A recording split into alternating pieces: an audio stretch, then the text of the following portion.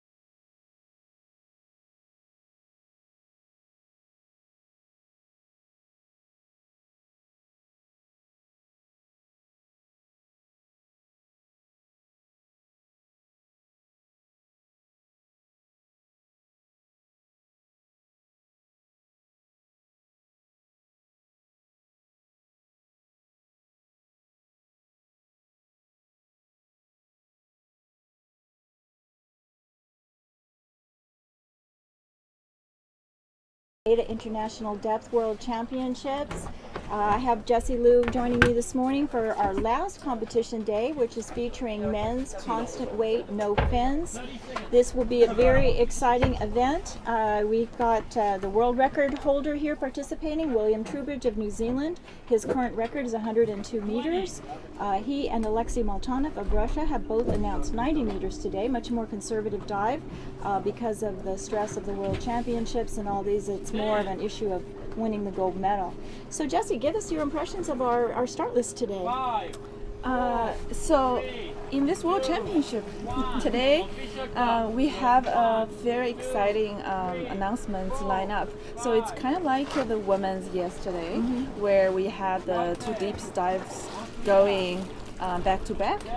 And just so far, this competition, every discipline, every day, we've had quite a bit of competition going for the gold medal. So really excited to see what happens today. Yeah, we won't know until the very end. I mean, there's going to be no indication, and we never know. There can be a disqualification, and all of a sudden someone who's kind of a dark horse can appear and win a medal. Right now, our first diver has gone. It's Walter Strumbachler of Austria. He's announced a 22-meter dive. This is our shortest dive of the day. I believe Walter may be just here to get experience and get started in competition, so he's doing a shorter dive. But you can see what the style is with no fins. It's a variation of a breaststroke, similar to the underwater that breaststrokers do in swimming. And he's coming up to the surface now, and let's see how he looks.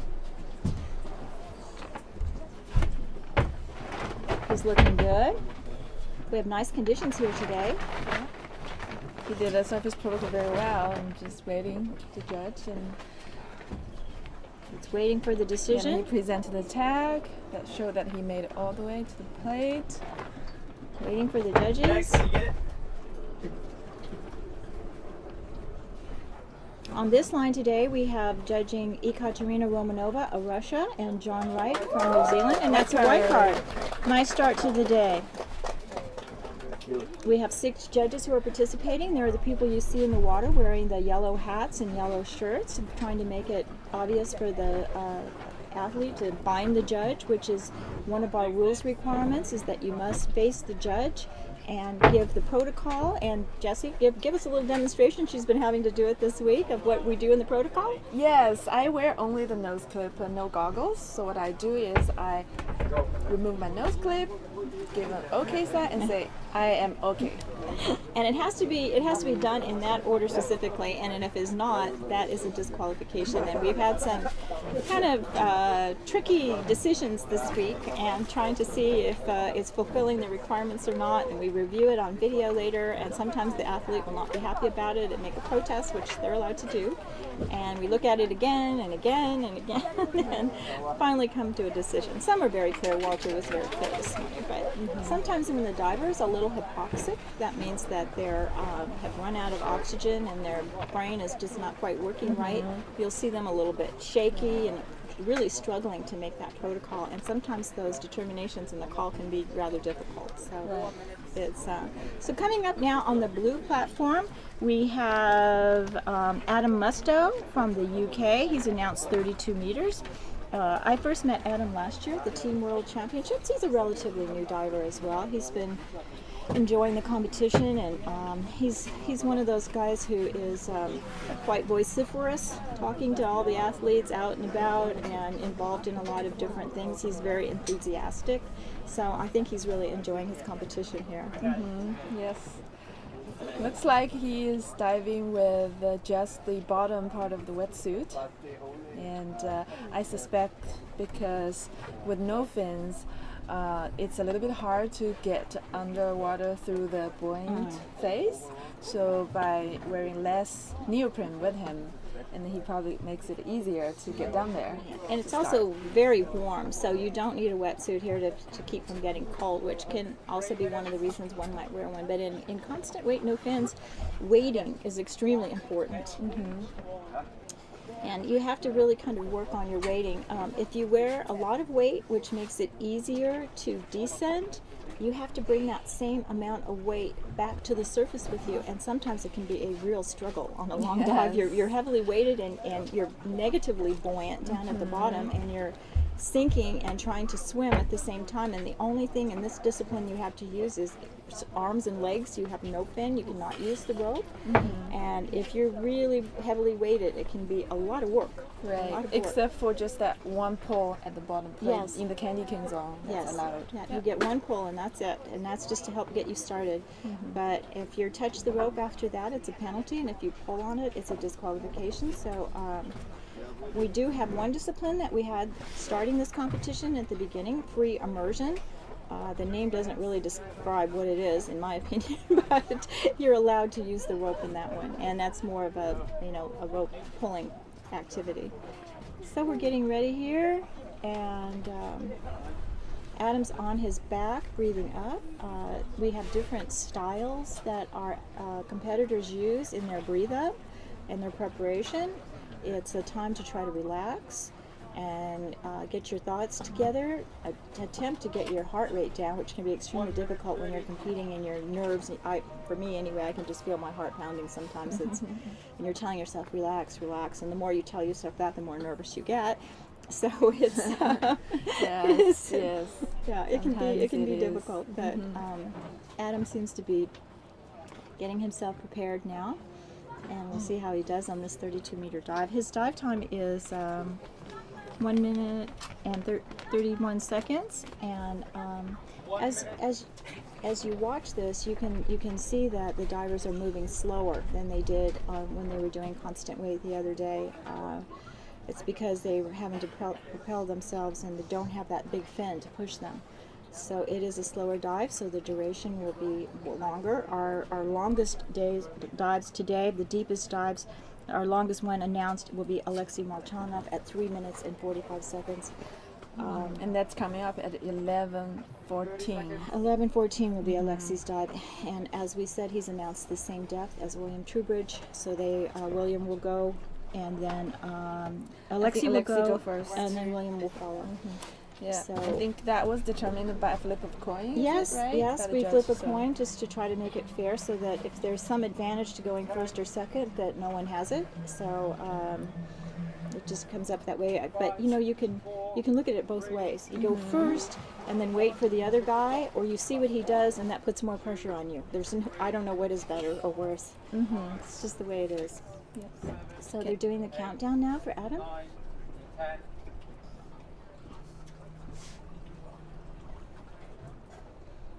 He has 30 seconds in which to submerge his airways and leave the surface. If he goes past that, it's a disqualification.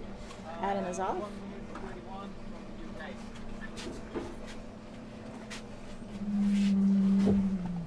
Looks like he has a relaxed rhythm.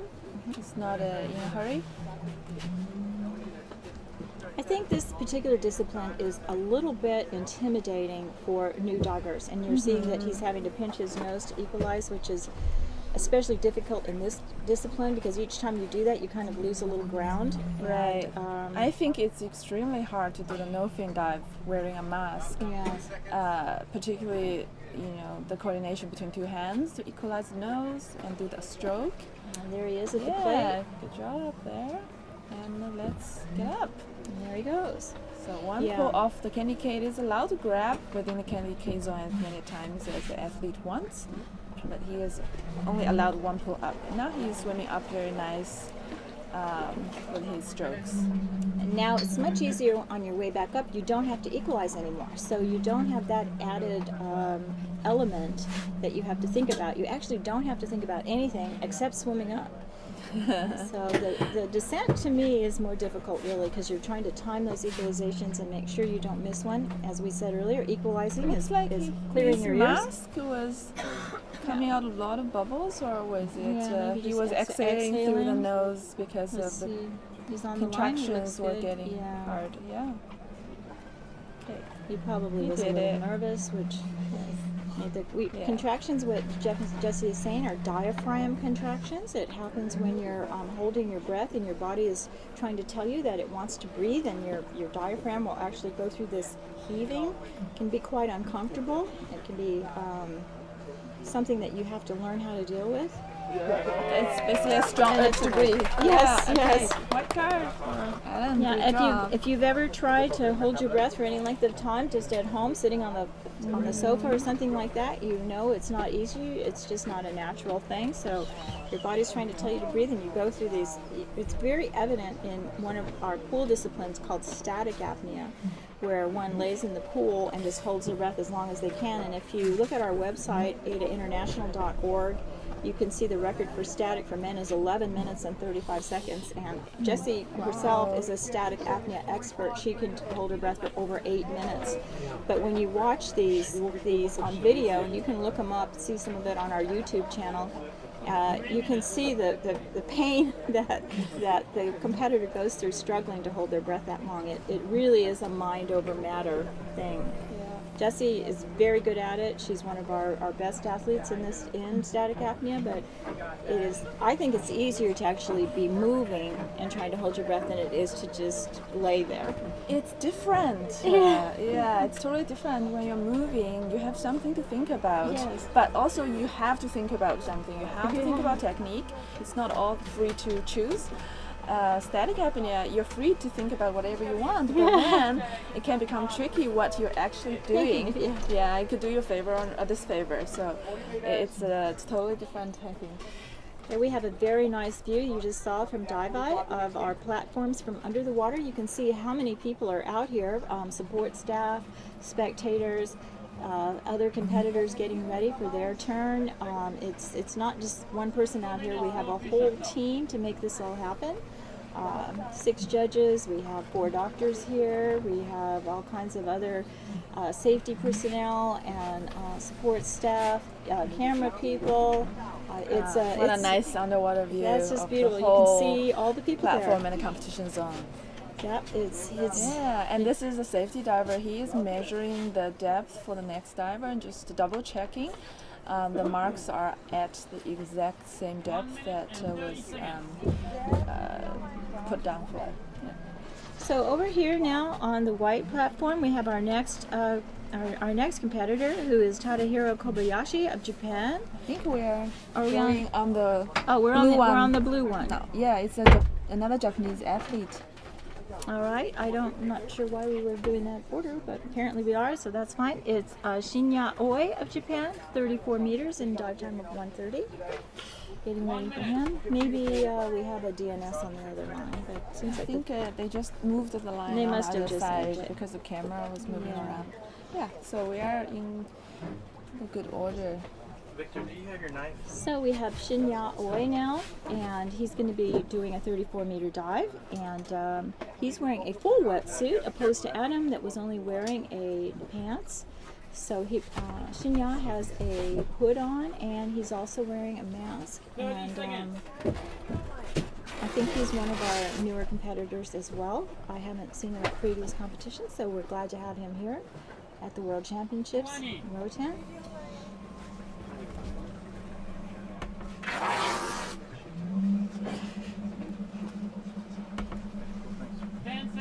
10 seconds, the countdown. You can hear it clearly, probably in the background. 5, 4, 3, 2, 1. Official stop. Plus 1, 2, 3, 4, 5, 6, 7, 8, 9. And he's off. Linear OE. Next 34 meters. Lifetime 1 minute 30. Okay, so he is doing strokes in a relatively faster pace compared to Adam, and looking at his depth and time, he's making very good speed. How do you determine, Jesse, the speed of the dive? Do you like to swim faster or swim slower? For you yourself, what do you like to do?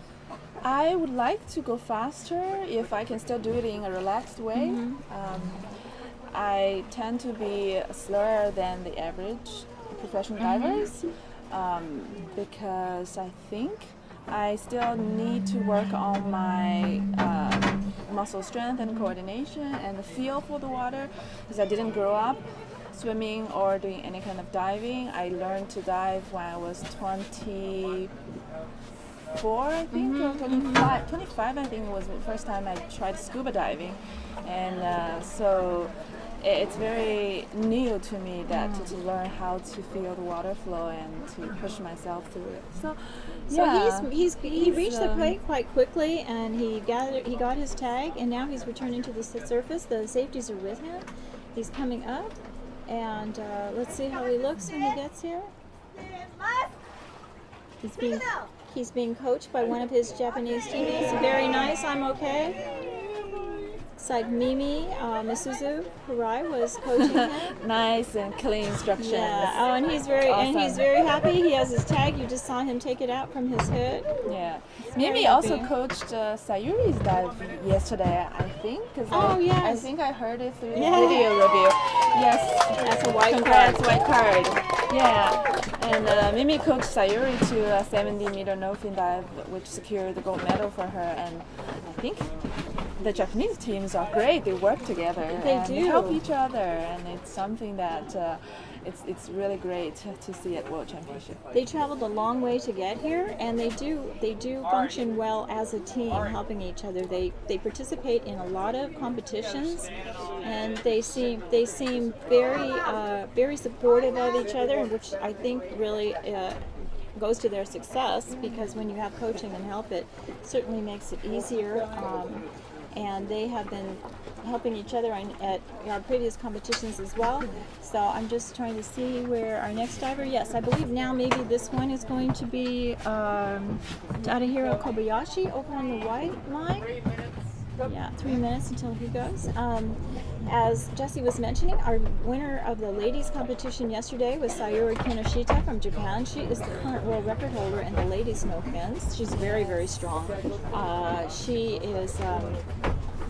did a 70-meter dive yesterday, which was less than her record and less than she can do, and she did it very strongly. Yes. Yeah. It was a very beautiful swim. It was. And you can, if you missed that dive yesterday, you can go to the live stream playback Yes. by Dive Eye or AIDA Freediving on YouTube, or I think we also have it on Facebook We do. under the It's on the Dive Eye AIDA, page. yes, on the Dive Eye Yeah. page, and also on the AIDA International Group page. If you'd like to join us on AIDA International Group, please do so. Just submit a request for membership. We have to sort of sift through those a little bit just to avoid the spammers, but we would love to have you join us there in our group. You can learn more about freediving and talk to the other freedivers there. So Hero is getting ready here soon, as we said, this is going to be a 45-meter dive and a dive time of 2 minutes. So we're getting a little bit deeper here. It's 10 meters more than what you've seen on our previous dives. So we're slowly getting deeper as we go on, which will be culminating in 2 90-meter dives at the end of this competition this morning. And as you can see, this is half of how far Alexei and William will be diving. Right. As Carla was saying, with shallower depth, it's mostly about equalizing and getting down there. When breath hold was not the limiting factor, but when the dives are getting deeper and a bit deeper, it's becoming, somebody's looking yes, at the camera. yes, that's That Dan must be Verhoeven. It's Dan the Verhoeven. artist, Yes, the photographer, yeah, Dan Verhoeven. and He's getting his chance now to be on Dive Eye. All we Yeah. ever see is just him swooping in to take a photo with his baggy pants. I was laughing at him this morning about those pants. So, yeah. sometimes we have a little fun. It is a little bit of a tense environment, I would say, but we try to keep it as quiet and stress-free as possible. But Actually, I was thinking who was going to be the first person who dared to do that to the camera.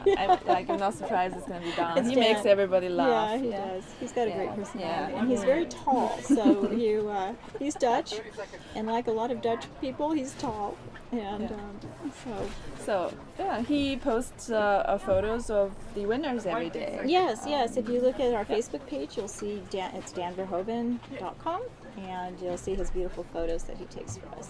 Yep. And so Hero's getting ready to go. A few more seconds. He's breathing up on a snorkel, and so it's kind of hard to see what he's doing because his head's underwater, but he will remove that, and when he removes that snorkel, he must let go of the line, and then he begins his dive. Okay, here he goes. So he is doing a 45-meter dive. As I was saying, when the divers get deeper and deeper, the dive becomes a lot more complex and ascent becomes more challenging, especially with the experienced divers who have really mastered the equalization technique and rarely have problems due to equalization blocks. So they are mostly dealing with then the ascent part and how to save energy and stay in control and composed and have better hydrodynamics in order to make that dive. Yeah. So the ascent part, it can become physically very, very taxing.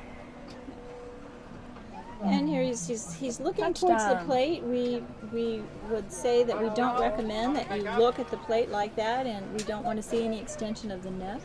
That can lead to an injury because of the pressure and exposing your throat.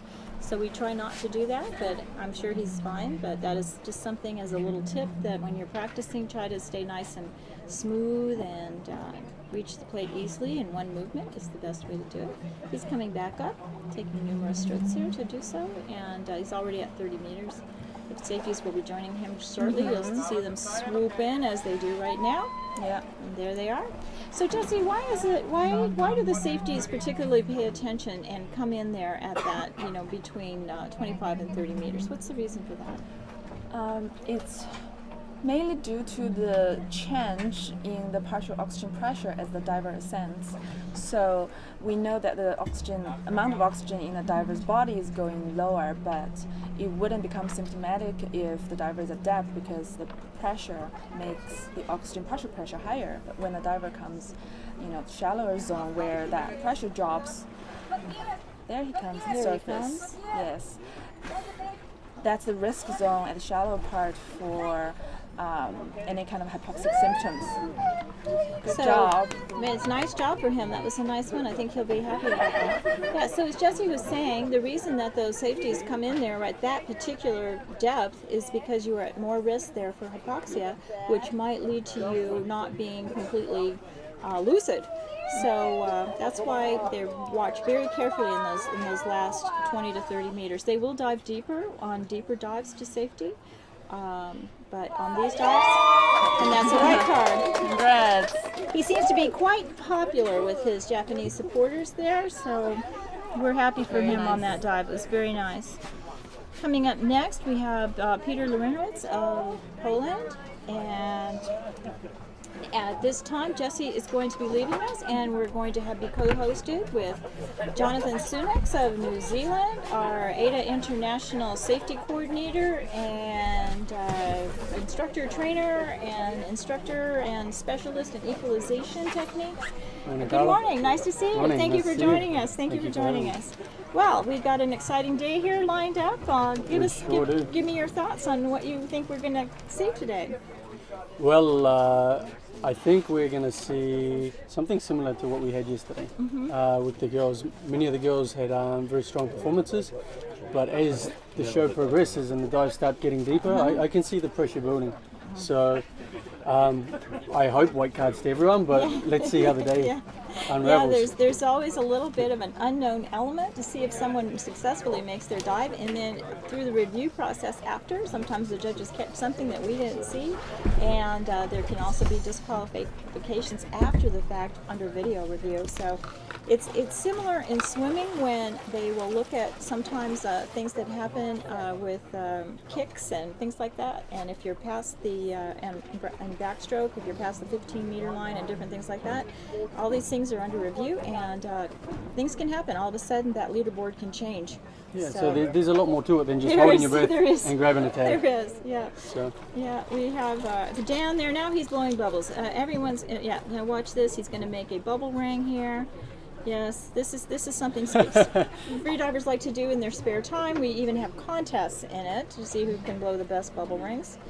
And Dan's having fun out there. So coming up next, we will be over on the blue platform, and we have, as I mentioned, it's going to be Peter from Poland. He's announced a dive of 50 meters and a dive time of 2:40. And we're starting to get into the depths here that can become a little bit more problematic in CNF. Yeah, I think we'll find for many of the guys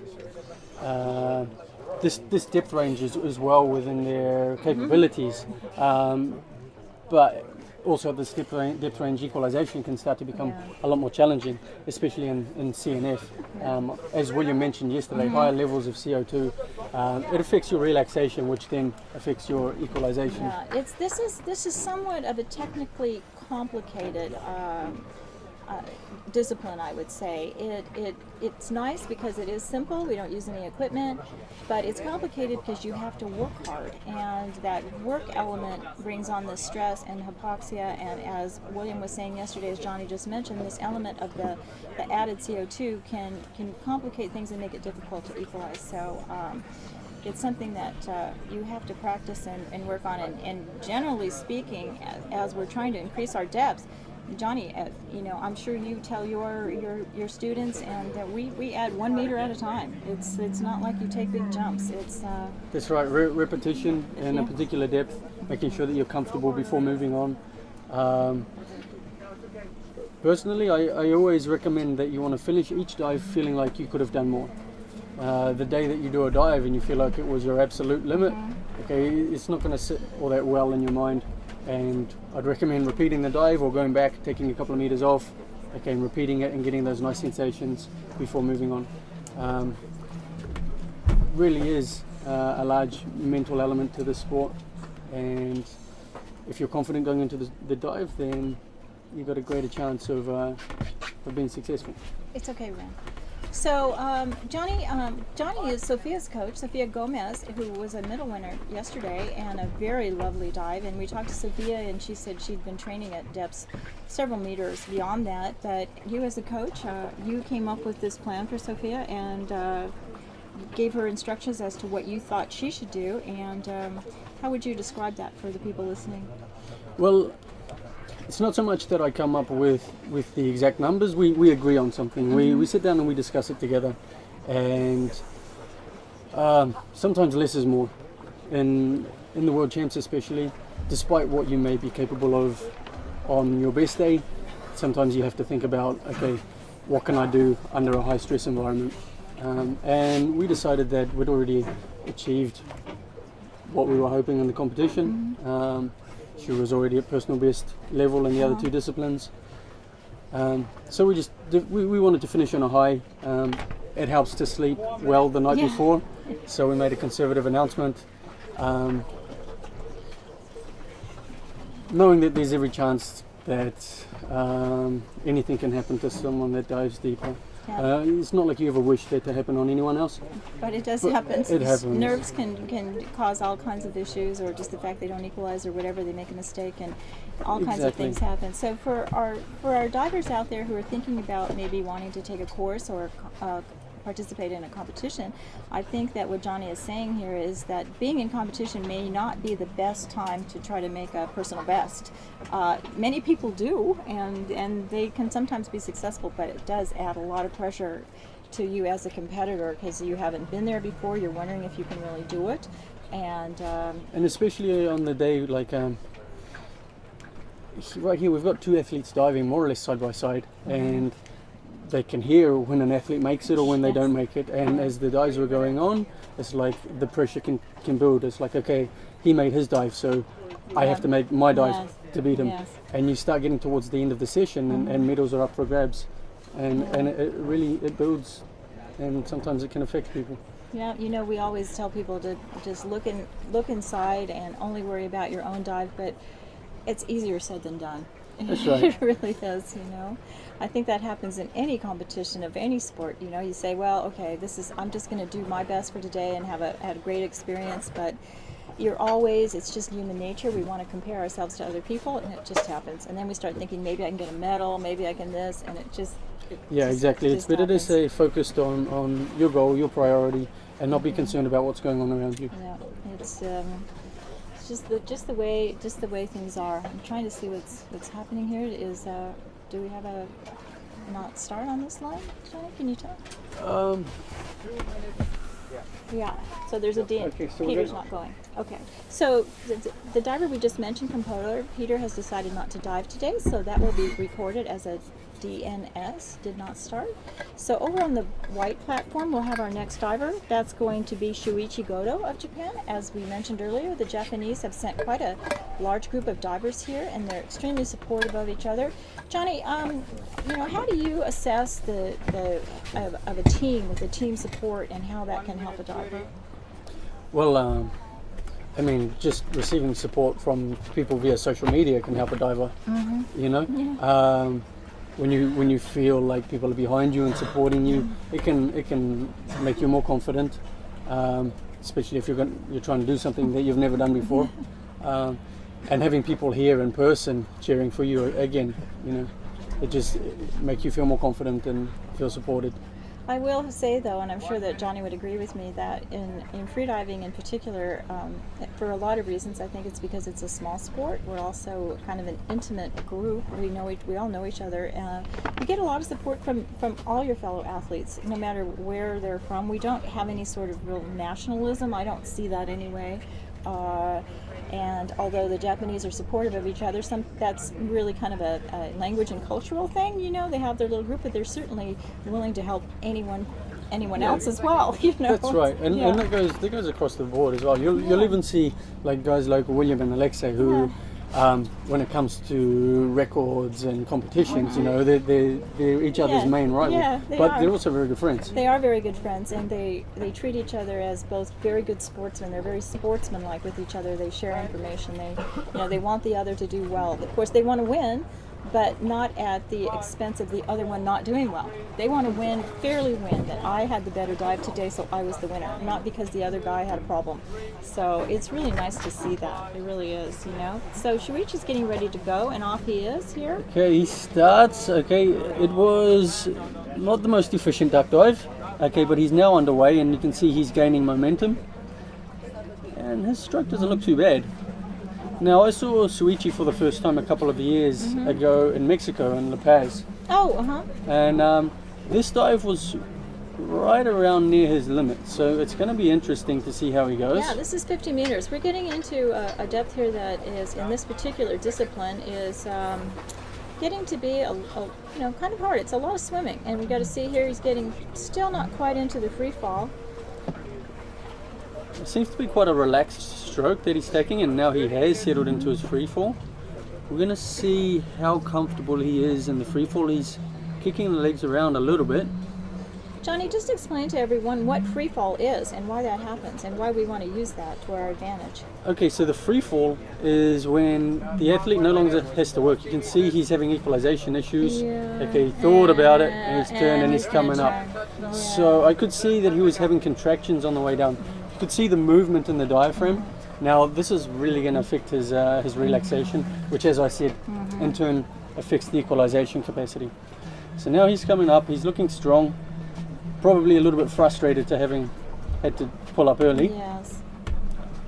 But he's settled into a nice steady rhythm, and he's up above 30 meters. The safety divers are on their way down to meet him. Yeah. Okay, as you can see, his timing has started to change a little bit. His arms are also not reaching up quite so high, so he's starting to feel tired. Yeah, he's feeling a little tired. He's up above 20 meters. Yeah, the safety's keeping a very close watch on him to make sure that he's not too tired. If he is, they can help him to the surface. If they do, he's disqualified, but of course that would prevent him feeling any discomfort. Yeah, so he's just sneaking a look to the surface, so he knows it's coming. Oh. Yeah, it looks like he looks quite tired at this point. He's not getting much out of that stroke. The stroke is just kind of not doing much for him now. But there he is. He's coming up. Okay. He's breathing. He's struggling a little bit there, trying to get some air in. Okay, so he's still got all of his facial equipment on. He needs to remove that inside of 15 seconds. And there he goes. Gives the protocol. Yeah. It's going to be interesting to see what the judges call on that. We can't really hear from where we are. And the final element of the surface protocol is saying the words "I'm okay" or Yes. "I am okay." And they have to do that within 15 seconds. If it's 15.1, it's too long. The other day, William Trubridge had a very unfortunate disqualification. His protocol was 15.25, which you can barely even count on a stopwatch, but yet it's overtime. He was disqualified. Okay, so it looks like he did complete his protocol, and he returns with a yellow card. So a yellow card means that he did do the dive, he performed the protocol, but he turned early. It means that there's some sort of a penalty. You can get a yellow card for different reasons. In this case, it was that he did not complete the depth that he had announced. If you do not go the full depth, you're penalized for that. It's 1 point per meter plus 1 point for not bringing a tag back to the surface.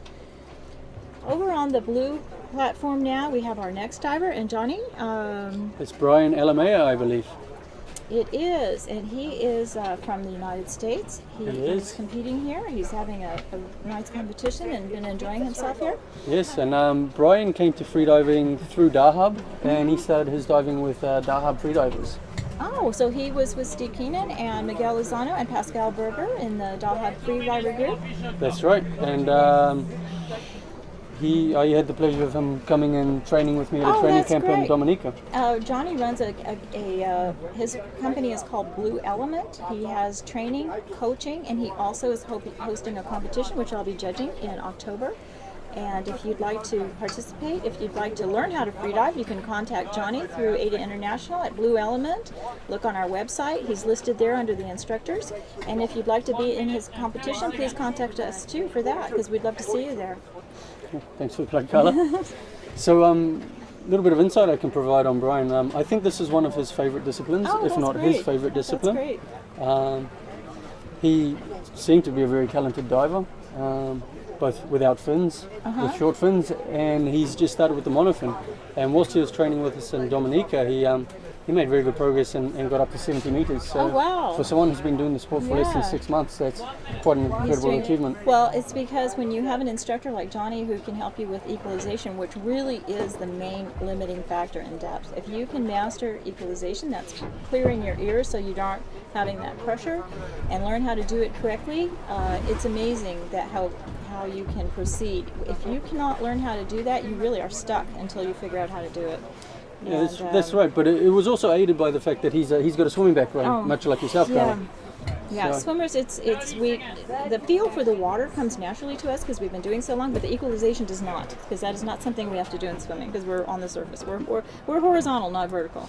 So One thing I have found from high-level swimmers, though, is they tend to have a good CO2 tolerance. You Yeah. know, sprint drills, a yes, little underwater yeah, drills. and those of us, I was a sprinter, and yeah, that is something that we practice. They call them no breathers, which are currently not seen in a very good light in the United States in training, but it's something that I grew up doing. I've seen athletes like Ryan Lochte do amazing Yes, swims under yes, the water yes. without fins on, Yeah. and incredible times. Yeah. Now Brian is underway, And there he goes. And his depth today, Johnny, is 51 meters. 51 meters. So Okay, if you see, he's getting quite a nice glide off of each stroke. So only 2 strokes down, and he's already now 3 strokes, and he's down at about 11 meters.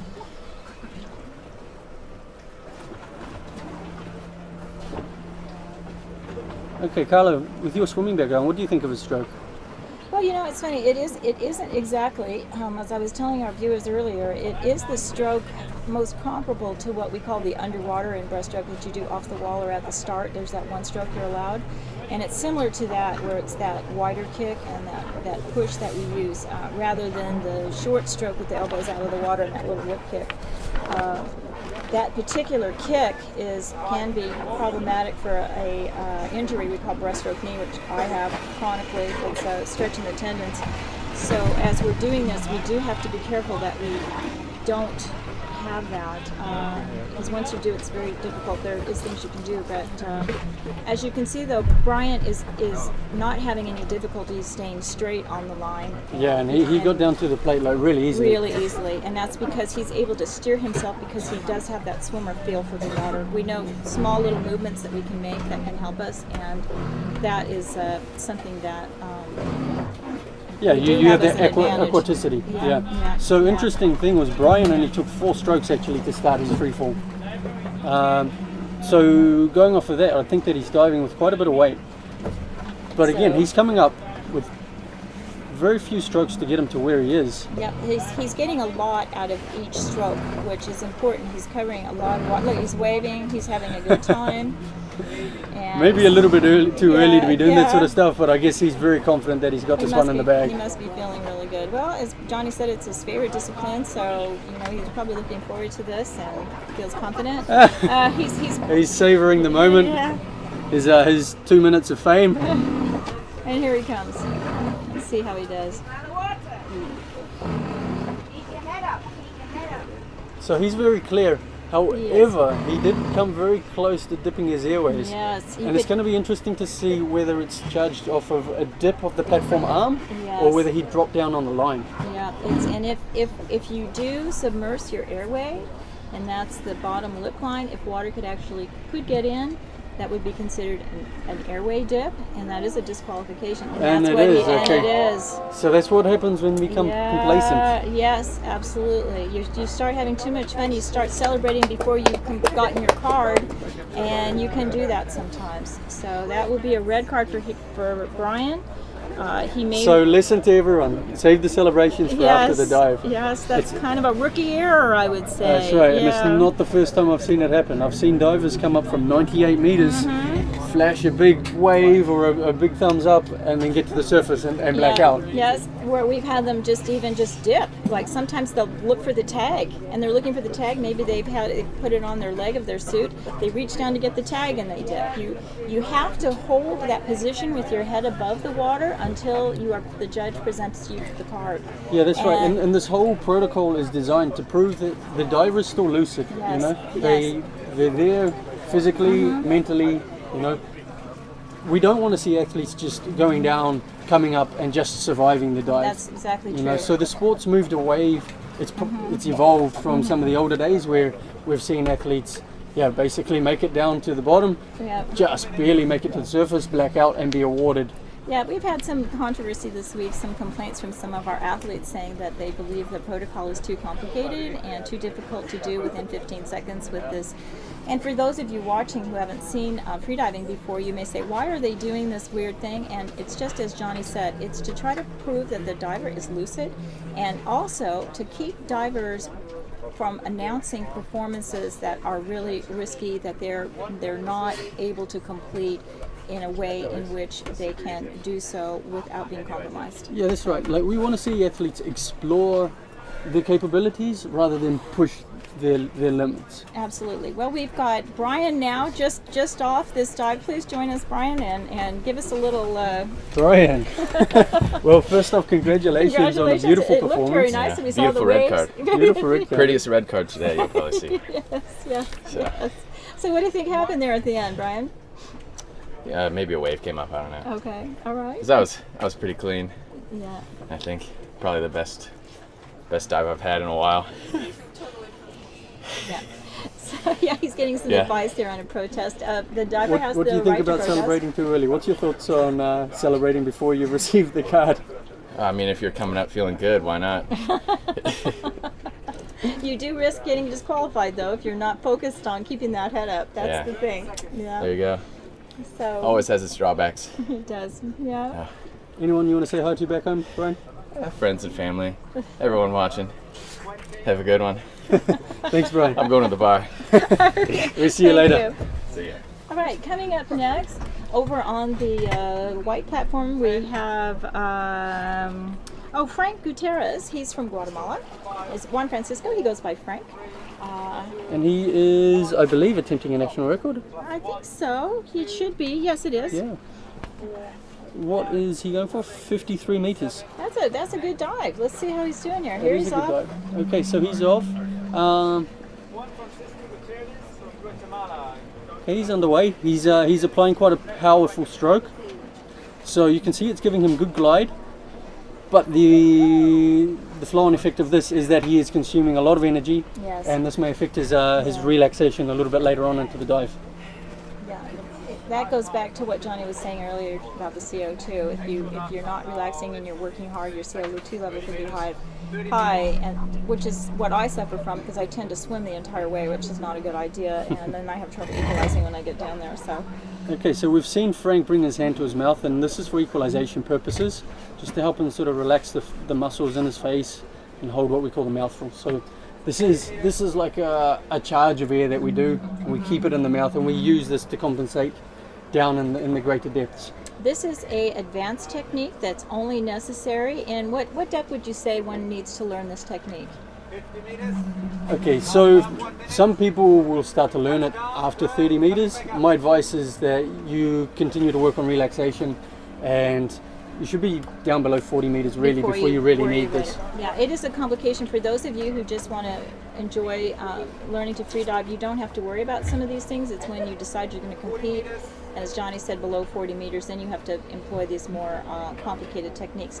Frank had a nice turn. He's got his tag, and now he's returning to the surface. How's he looking here, Johnny? Okay, so he's employing a little bit of an Alexei technique where he's doing a miniature butterfly kick at the end of the stroke. Okay, he's coming up powerfully. Yeah, he's got a little bit of an uneven kick, as you can see. One leg is kind of scissoring a little bit, so that would mean that he's not getting as much out of that kick as he could. He might have some kind of an injury. What's caused? Sometimes people can't kick correctly because they've got something wrong.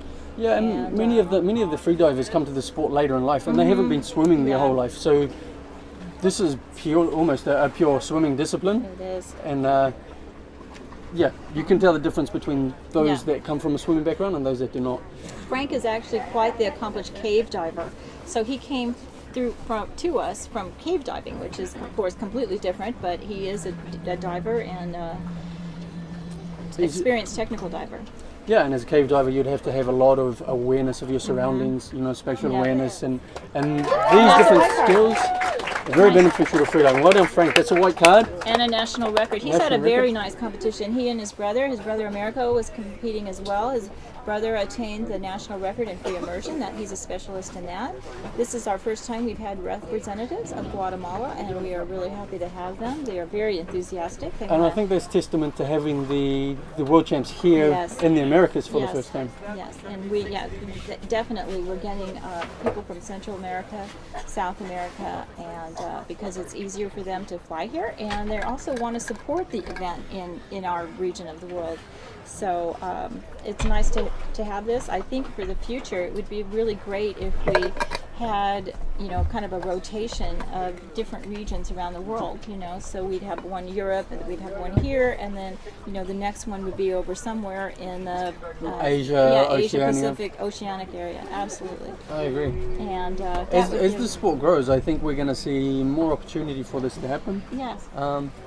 And as it does happen, that it'll have a flow-on effect and continue to grow the sport. Yes, yeah. It's as you can see if you look at our setup here, we have it's quite complicated, and this is the reason why we've kind of been having most competitions in Europe just because of the access to shore. We need to be close to shore. We need to have a deep ocean. It needs to be calm. Preferably warm water. There's just a lot of logistics involved in it. It's not something that you can just set up overnight. It takes a lot of planning. So yeah, traditionally countries that have hosted it have been France, Greece, Egypt, Italy. So these countries do have those elements. Yes, deep water, fairly warm. Yeah. And we have to have calm. We don't want a lot of waves and current because you can't dive in that. It becomes extremely dangerous if we do. So, yeah. One thing that we've seen over the last few years, though, maybe the last 5 or 6 years, there's a lot of competition springing up here in the Caribbean. Yes. There's been Deja Blue. Yes. Has been around for how many years? Oh gosh, I'm trying to think how long I've been judging it. It's Asia Blue 9 this year, so next year will be 10. Yeah, 9 years they've had it. Yeah. Okay, so perhaps Vertical Blue is the longest running competition here in the Caribbean, if not the world. Yeah. There's Vertical Blue, which is in the Bahamas. Blue Element in Dominica. Blue Element in Dominica. Carlos Costa also runs a competition. Yes, he does. In Challenge. In Santa Marta, Colombia. No, sorry, Bonaire. Yeah, and Walid has his in San Andres. So we have a number of them here, and because we've found that we've got good conditions. That's right. Warm water. Yep. Right now we've got, speaking of Carlos Correa, here he is. He's going to be doing his dive today of Colombia. The host of the competition that he hosts, it's called Delphinus, is the name of his company that he runs, and he is getting ready. His dive that he has today is going to be 53 meters. Is this a national record or? No, but I believe he already holds it, I think. Okay, so into the final 5 seconds. 2, 1, official top, plus 1, 2, 3, 4, 5, 6, 7, 8, 9, 10. So what you can see now Carlos is doing is he's adding extra air to his lungs after he's already taken a full breath of air. This is what we call packing. Again, it's an advanced technique, something that you must learn from a very experienced instructor. Yes, it can be dangerous if you don't know what you're doing. Don't just watch them and try this. You need to attain flexibility and know how to do it before you can try it. Yeah, that's right. Okay, so he's going down. He's looking quite smooth, quite relaxed. Carlos is, I've known Carlos for quite a few years, and his main problem has been that when he gets to the surface, he forgets to breathe.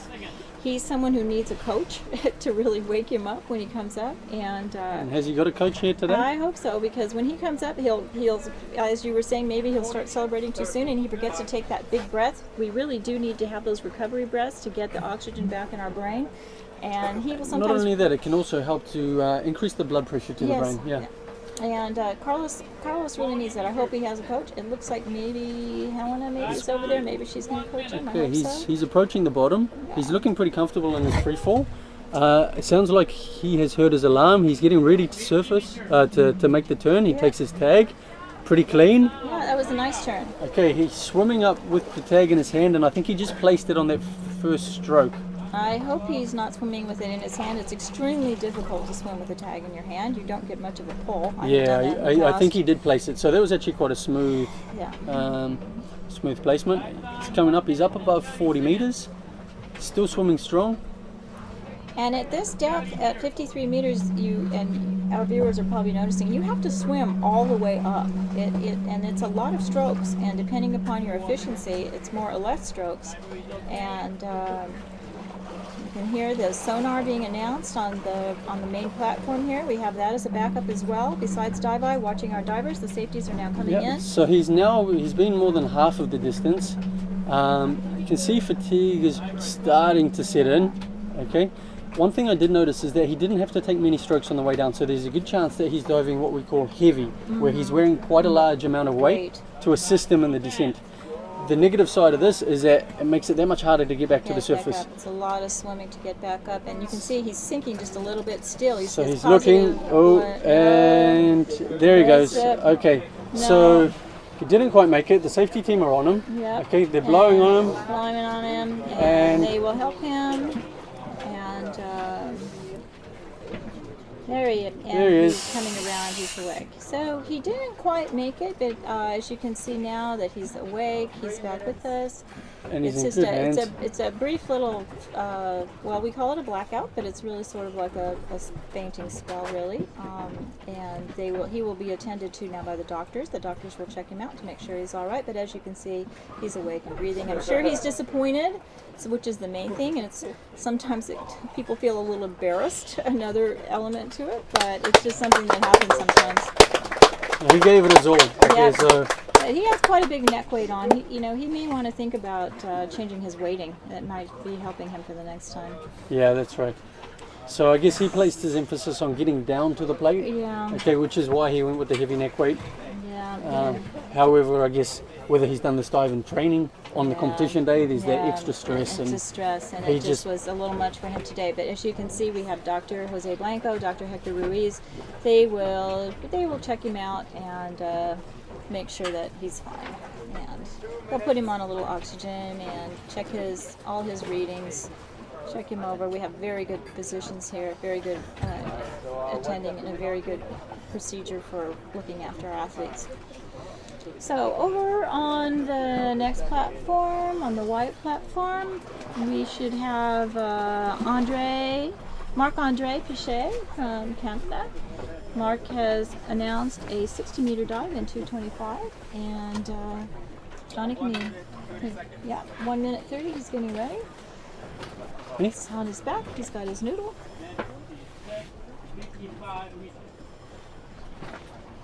Have you had a chance to watch any training with Marc-Andre since you've been here, Johnny? I haven't, Carla. There's so many athletes here and a lot of new faces.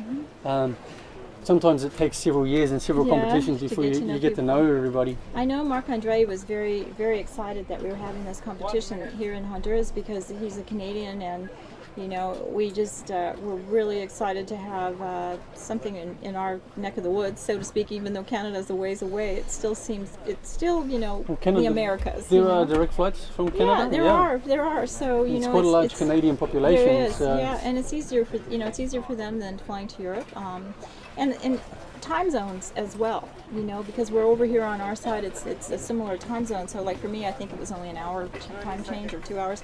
Whereas if I go to Europe, I'm looking at 8 hours, sometimes 10, like in Russia. So it's easier to adjust because we're flying, you know, north and south rather than east-west, and so. I think perhaps people coming from the States or even Canada may have had it easier than some of the athletes coming from some of the other Caribbean islands. Yeah, actually for me it was very easy.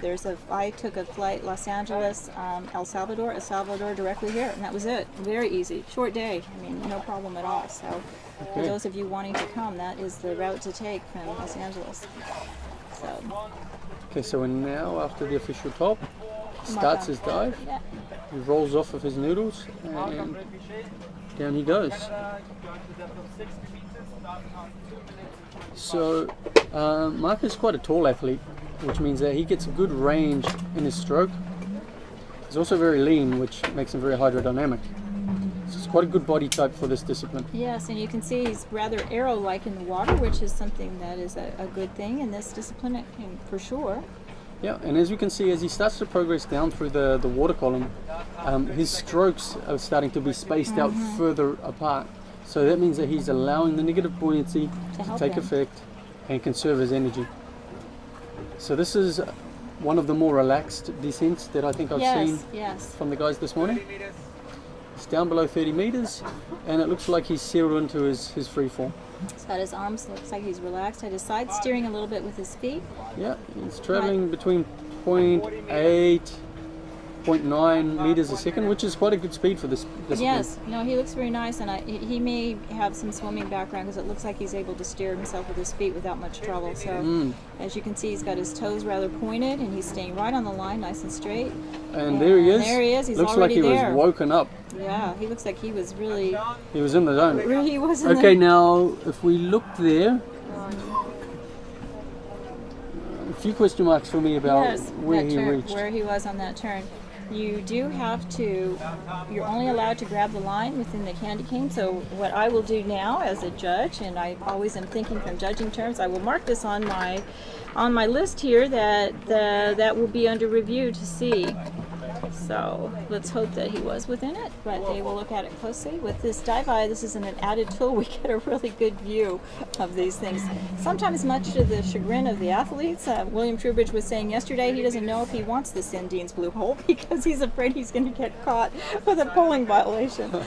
So athletes got to play by the rules now. Yeah, now you're going to get caught and there's no cheating. So beautiful stroke from Mark. Yes. He's looked really relaxed. It really is a beautiful performance. It is. I hope for his sake that he was within the candy cane. Yes. Yeah, when you're tall like that, you know, it's an advantage, but also he does have a long reach, so he had to make sure that he grabs it. The candy cane is 2 meters long though. There's plenty of room. That's right. That is a beautiful performance. Very nice performance. Carlos, try and get the water off. So let's see what the judges say about Marc-Andre. Of course, they won't know what was happening there at the bottom that we just saw, so they won't know that till later. But let's see how they judge his performance overall. They're talking to each other. It's Karcha and John Wright, and it's a white card. Okay. So it looked very nice. So let's hope, for Mark's sake, that he didn't have a violation down at the bottom. He looks to me like he's got plenty more in the tank. I think so. He has a very nice stroke. We have Carlos joining us now, who you saw earlier had a little bit of problem, but let's bring him on. You can see he's perfectly fine now. Hey, Carlos. Hey. How you feeling, buddy? Good. Yes. Yeah, it was a surprise. I didn't see it coming, but well, it happened. This is a dive you've done in training, I guess? Yeah, many times. It was supposed to be actually an easy dive. So Was there a few competition nerves today, or? no, I think it's just feeling tired from all the previous days of competition. It's been a long competition, long season already for many people, and quite a long training cycle, I imagine. Yeah, like in my case, I've been here more than a month, training a lot. So yeah, what happened to me in this competition in general is that I actually feel that I'm going down on my curve on my performance. So, Yeah. So as an athlete, you try and build yourself up, Yes. and you try and peak Peak at just the absolutely. right time. And this And it can be hard. very difficult to do. And if you're trying to peak for 2 competitions in a row, like Caribbean Cup, and then do this one too, that's really hard to do. And that it's like that in all sports. You need to taper, as we call it, getting into the time where you kind of back off on your training so that you're not so tired, and then but you're trying to peak for one, and then to try to do it again, it can be extremely difficult. That's right. Do you think there's been a few lessons that you can take away with you from this event? oh, definitely. I mean, it's such a huge learning experience to be here, to get to know all these freedivers and learn specific techniques as well. It's always a great experience. From the last few dives I've seen you do, you've had no issues making it to the plate. See equalizations on the improve, or? Definitely. Excellent. So I took some workshop around here with some guys, so yeah, that helped a lot. Sure. Yeah, he's laughing because that's Johnny is giving this equalization work. So that's a good plug for Johnny's program on his equalization workshops that he holds. I took it as well, but I haven't had a chance to really use it. You're always too busy judging. I'm Carla. always too busy doing something else. Yeah. So what's next for Carlos? What's your plans from here? Any courses coming up? Any competitions? Well, yeah, go back home, train. Well, I have to organize my competition in May next year, early May. The kids competition as well, together with the adults, and train. 2 more training. I'm looking forward to the next competition. Great. Excellent. So anyone that wants to get hold of you, where will they find you? Colombia, Santa Marta, and also on social media, Club Delfinus, all out there. Okay. Great. Anything to say to people back home?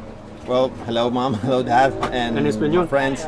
Bueno, nada, saludo a todos. Aquí estamos pasándola y ya nos vemos pronto. Thank you very much for Thank you, joining Carlos. us. All right, next up we have Daniel Koval from the USA. He's from Hawaii, and he's going to be doing his dive today of, let me look here where we are, last 55 minutes and 2 minutes and 25 seconds. Daniel's really happy to be here. For the Hawaii group, as I've said numerous times this week, was so excited to be able to have competition here in the Americas, and they have put together a big team and are really supporting this event, and they have been just, I don't know, over the moon with the whole competition. They're doing really well, and they're really enjoying it. Their team leader is Annabelle Edwards, former world record holder, who has a training group in Kona, Hawaii, and Honau now, which is a beautiful location. Yeah, that's right. And, And Daniel, who's diving now, is probably one of the most active instructors He is. in the Hawaiian Islands. And he made a very beautiful start to the dive. did. Nice long strokes, nice glide between them. It's like he's just guiding himself using the line. So this is going to affect his streamlining. Slow him down just a little bit. I guess maybe he's sinking with his eyes closed. So Yeah, he definitely has his eyes closed because he got there. I think he was a little surprised, but he's got the tag and he's on his way back. So here okay, he comes. places it in his hood. Coming up strong. Now Daniel was earlier this year, I believe, only the 3rd American to reach 100 meters. Yes. He did it in training. He hasn't been able to replicate it in competition. No, and he's had a little trouble, I think, with nerves this week and trying to get to the depths that he's attained in training. And that's something that comes with time and experience, and feeling comfortable and being able to repeat your performance in a competition setting. That one does in training. He's doing a lot of strokes here. He's not getting a whole lot out of that pole. I think right. he needs to work on that a little bit on You his can technique. see he's starting to fatigue, and you can Yeah. also see that he's starting to crunch the stomach as he's coming up. Yeah. His stroke's getting a little bit shorter. Yeah, he needs to work on his technique a little bit. It's not really efficient, and he's working way too hard. So he's got 12 meters to go. Safety's there. They're watching him to make sure he's all right. He's a young, strong guy though. So He's starting to look towards the surface. yeah, he's getting tired. Okay, he's still got a bit of gas in him. Let's see how he looks at the surface. Looking pretty fresh. Yeah. Quite a hard physical workout. Oh, he's still got his nose clip Okay, on. but- Got to get that off. Now he repeats his protocol. Okay, so for those of you watching at home, the protocol actually starts when you remove the first piece of facial equipment. facial So equipment. if you're not wearing goggles, that would be the nose clip. And in his case, that's the case. He's got the tag. Judges are going to have to see what they think about this one. So to me, that looks like it should be a white card performance. If you get that nose clip, if you don't take it off the first time and you haven't taken the goggles off, and then you take it off, you can start the protocol again, which is what he did. And he got that card. He got that white card. So well done, Daniel. And we've got a special guest sitting here, just off to the side, and we're going to welcome her on, Sayuri Kinoshita, the current women's world record holder and world champion. Yes, the winner yesterday. Sayuri. Hello. How are you? Congratulations, Sayuri. Welcome on board See you. today. Good morning. Nice to see you again. So, Sayuri, tell me, how do you feel about yesterday's performance? Yesterday, it was not so difficult, but not so easy for me. Yeah? But on the way down, I was really relaxed. And on the way up, when I first met safety, Yeah? I thought that was over 30, but Uh-huh. it was 23 or 20. Oh, okay. So you were thinking that you still had a long way to go. So yeah, there's an aspect that can happen when an athlete thinks that the safety diver is meeting them at a specific set. Yeah. Sometimes it can make them feel like, okay, damn, I have a long way to go. Or sometimes it can make you feel like, oh, you know. Yesterday I thought like, where is safety? Where is safety? Not yet. So they were a little bit late in meeting you, maybe. Yeah. Oh, you were faster than your Yeah, time. yeah. That was why we commented on it at the time of the dive. That before the diver, when they announce the performance they're going to do, they have an estimated dive time that they enter as well. And the safeties leave the surface to meet them in accordance with that time. And Sayuri was ahead of schedule, so I think that's what happened. They left a little bit late because I announced 3 minutes and 20. Yes. But it was 3 minutes. So maybe you're a little bit more powerful on this training cycle. Yeah. So that 20 seconds is what made the difference. They left a little late because they weren't expecting you so soon. So, any insight to people just starting in their no fins? Any tips to people at home on how they can improve their technique? I prefer to swim. Just swim. Just swim in the water. In the water, Just water. It's for training. Yeah. Because you have a strong swimming background, is that right? Yeah. Yeah. I was competitive swimming. Okay, very good. Yeah, and that's one. That's, as Johnny and I were saying, there is an advantage to those of us who grew up swimming. Just because certain things come natural to us, and you can really see it when the athlete dives. Like Sayuri, I have to say, you have one of the most beautiful techniques out of any of the people diving no fins, and you really do make it look effortless, even on these gigantic really performances. huge dives. I mean, these women going over 70 meters, it's just amazing. And as Sayuri said, it's a long dive, 3 minutes of having to work hard and hold your breath. So technique is critical in this discipline. It really is. And Sayuri, you're one of a number of very strong Japanese divers. Do you think maybe Japanese food comes into play? Yes, of course. Yeah? Yeah. So what's the secret food that the Japanese Secret divers are food? eating?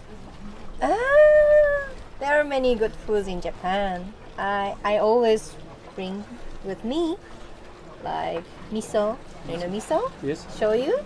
Yeah, something like that. Okay, so miso soup. Yeah. Okay. Sayuri, would you like to comment on what you see from Matthew Morel? Matthew Marat is from France. He's announced 62 meters and 235. And yeah, Sayuri, what do you think about his technique here? He's really good, but nothing with that all. What do you think of that leg kick? Yeah, like I'm. Yes. Yeah, it's kind of, he's got a little funny knee. thing in the middle there, doesn't he? The knees are too far Yeah, apart? too far. Yeah. Okay, so... When you bend your knee is better to close together. Okay. And he's still swimming now down at 35 meters. He takes his... Oh, So, is that about... It's pretty deep for the Yeah, depth that pretty he's deep. going. Okay, he's now traveling with quite a bit of speed. What do you think of his free fall position, Sayuri? 1 minute. I think it's good, but a little bit tense. A little bit tense? Yeah, you can see his legs may be falling slightly behind him, which, as you see, can bring some tension into the diaphragm area. His speed is around about 0.7 meters a second. Too fast. He's already at the plate. Yeah, there he is. He's getting the tag and securing it and coming out. Okay, and as you see, he takes one last pull inside the candy cane that gives him a little bit of forward momentum. And he put off the nose clip. Pulls off the nose clip. So what's your thoughts on that, Teori? I cannot do that. Cannot do that? No. No. Okay, so he's taking off the nose clip. This means that he doesn't have to deal with the air as it expands. It's just going to bubble out of his nose. A negative aspect of this is perhaps that he's going to have less air. He's going to lose air on the way up. Yeah. And if we think about the air being compressed as we go down, okay, by the time he's at 60 meters, the air in his lungs is compressed to 1/7 of that volume.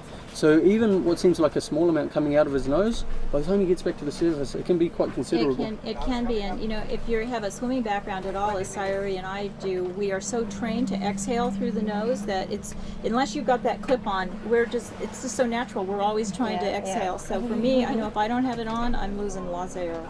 Okay, so Matt is now above 10 meters. He's looking strong. This is a dive that I saw him do in Dominica. He was training with us recently.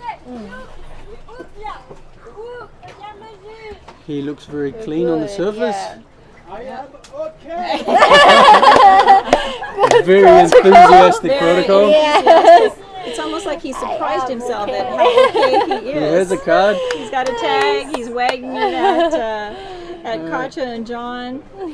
So that's how it should be. That shows you there. He is not hypoxic. He's completely lucid. He's got no issues. Okay.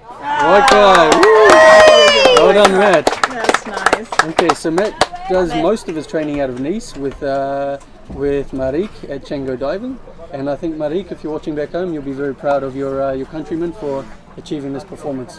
Yeah, that was really nice, really nice. So next up over on the blue platform we have another diver from Hawaii. It's Kurt Chambers, and he is the current American record holder for is current American record holder in constant weight, and he was going to be doing no fins today in this red suit, which we have become so familiar with. He is doing 60 meters in a dive time of 2:15. And Johnny, have you been watching Kurt train this week? Not this week. I've attended a couple of competitions together with Kurt, so I've seen him in the past, and he is a very strong diver. Current national record holder in constant weight, and I believe in free immersion. Yes, I think he broke that record that Rob King had before. Yes. And I believe this should be a somewhat conservative dive for him. Yes, he's been struggling a little bit this last week, so I think maybe he decided to pull up a little bit, and he did have a really nice dive the other day though with a white card, and that was great for him to see that, and we will be, we've got our next guest coming on. Thank you for joining us, Sayuri. Thank you very much. And we'll see you soon at another competition. Bye, Sayuri. See you later at prize Great giving. to see you. All right, we have Daniel Koval now joining Welcome, us Daniel. after his successful dive. Congratulations, Daniel. Hi, Looked thanks, nice. Carl. Yeah, how was that? It was good. I was thinking I might not want to do this before the dive, but Yeah, What were you thinking on the way up there? You didn't ruin it? I was on the way up and just get into a rhythm and just keep going. So, You look very comfortable on the way down. Could you tell me how much weight are you using on the way down? I'm only weighing 2 pounds. 2 pounds? Okay, so just under a kilo. Yeah. Because you seem to get down to free fall very easily. Yeah. Beautiful stroke on the way down. Oh, thank you. I haven't practiced it much, believe it. So. We could see maybe a little bit of the lack of practice on the way up. On the way up. Okay. Your stroke on the way up looks like, you'll see it on the video, and you can see that you've got some, the good thing is that there's things you can do to correct it and make it a lot easier. Yes, I So would that'll be love great. to look at it. We can see you're a specialist in the other disciplines, so. But So we got very Kurt good going. performance. Thank you. Yeah, Kurt is off now, and Do you want to provide a little insight on what you see of your fellow Hawaiian? Yeah, here's Kurt Chambers. He's a good friend of mine. We've been friends for a really long time, and I think he's going to 60 meters here. he So is. he works a lot on his technique, and he's been really working hard in the past few months on his no fins technique. So we see 4 or 5 strokes, I think, there to get below 10 meters, and pretty now good. he's starting to Lengthen it out. Yeah, that's right. So I would think with the number of strokes that he had to apply in those initial meters that he's diving quite light.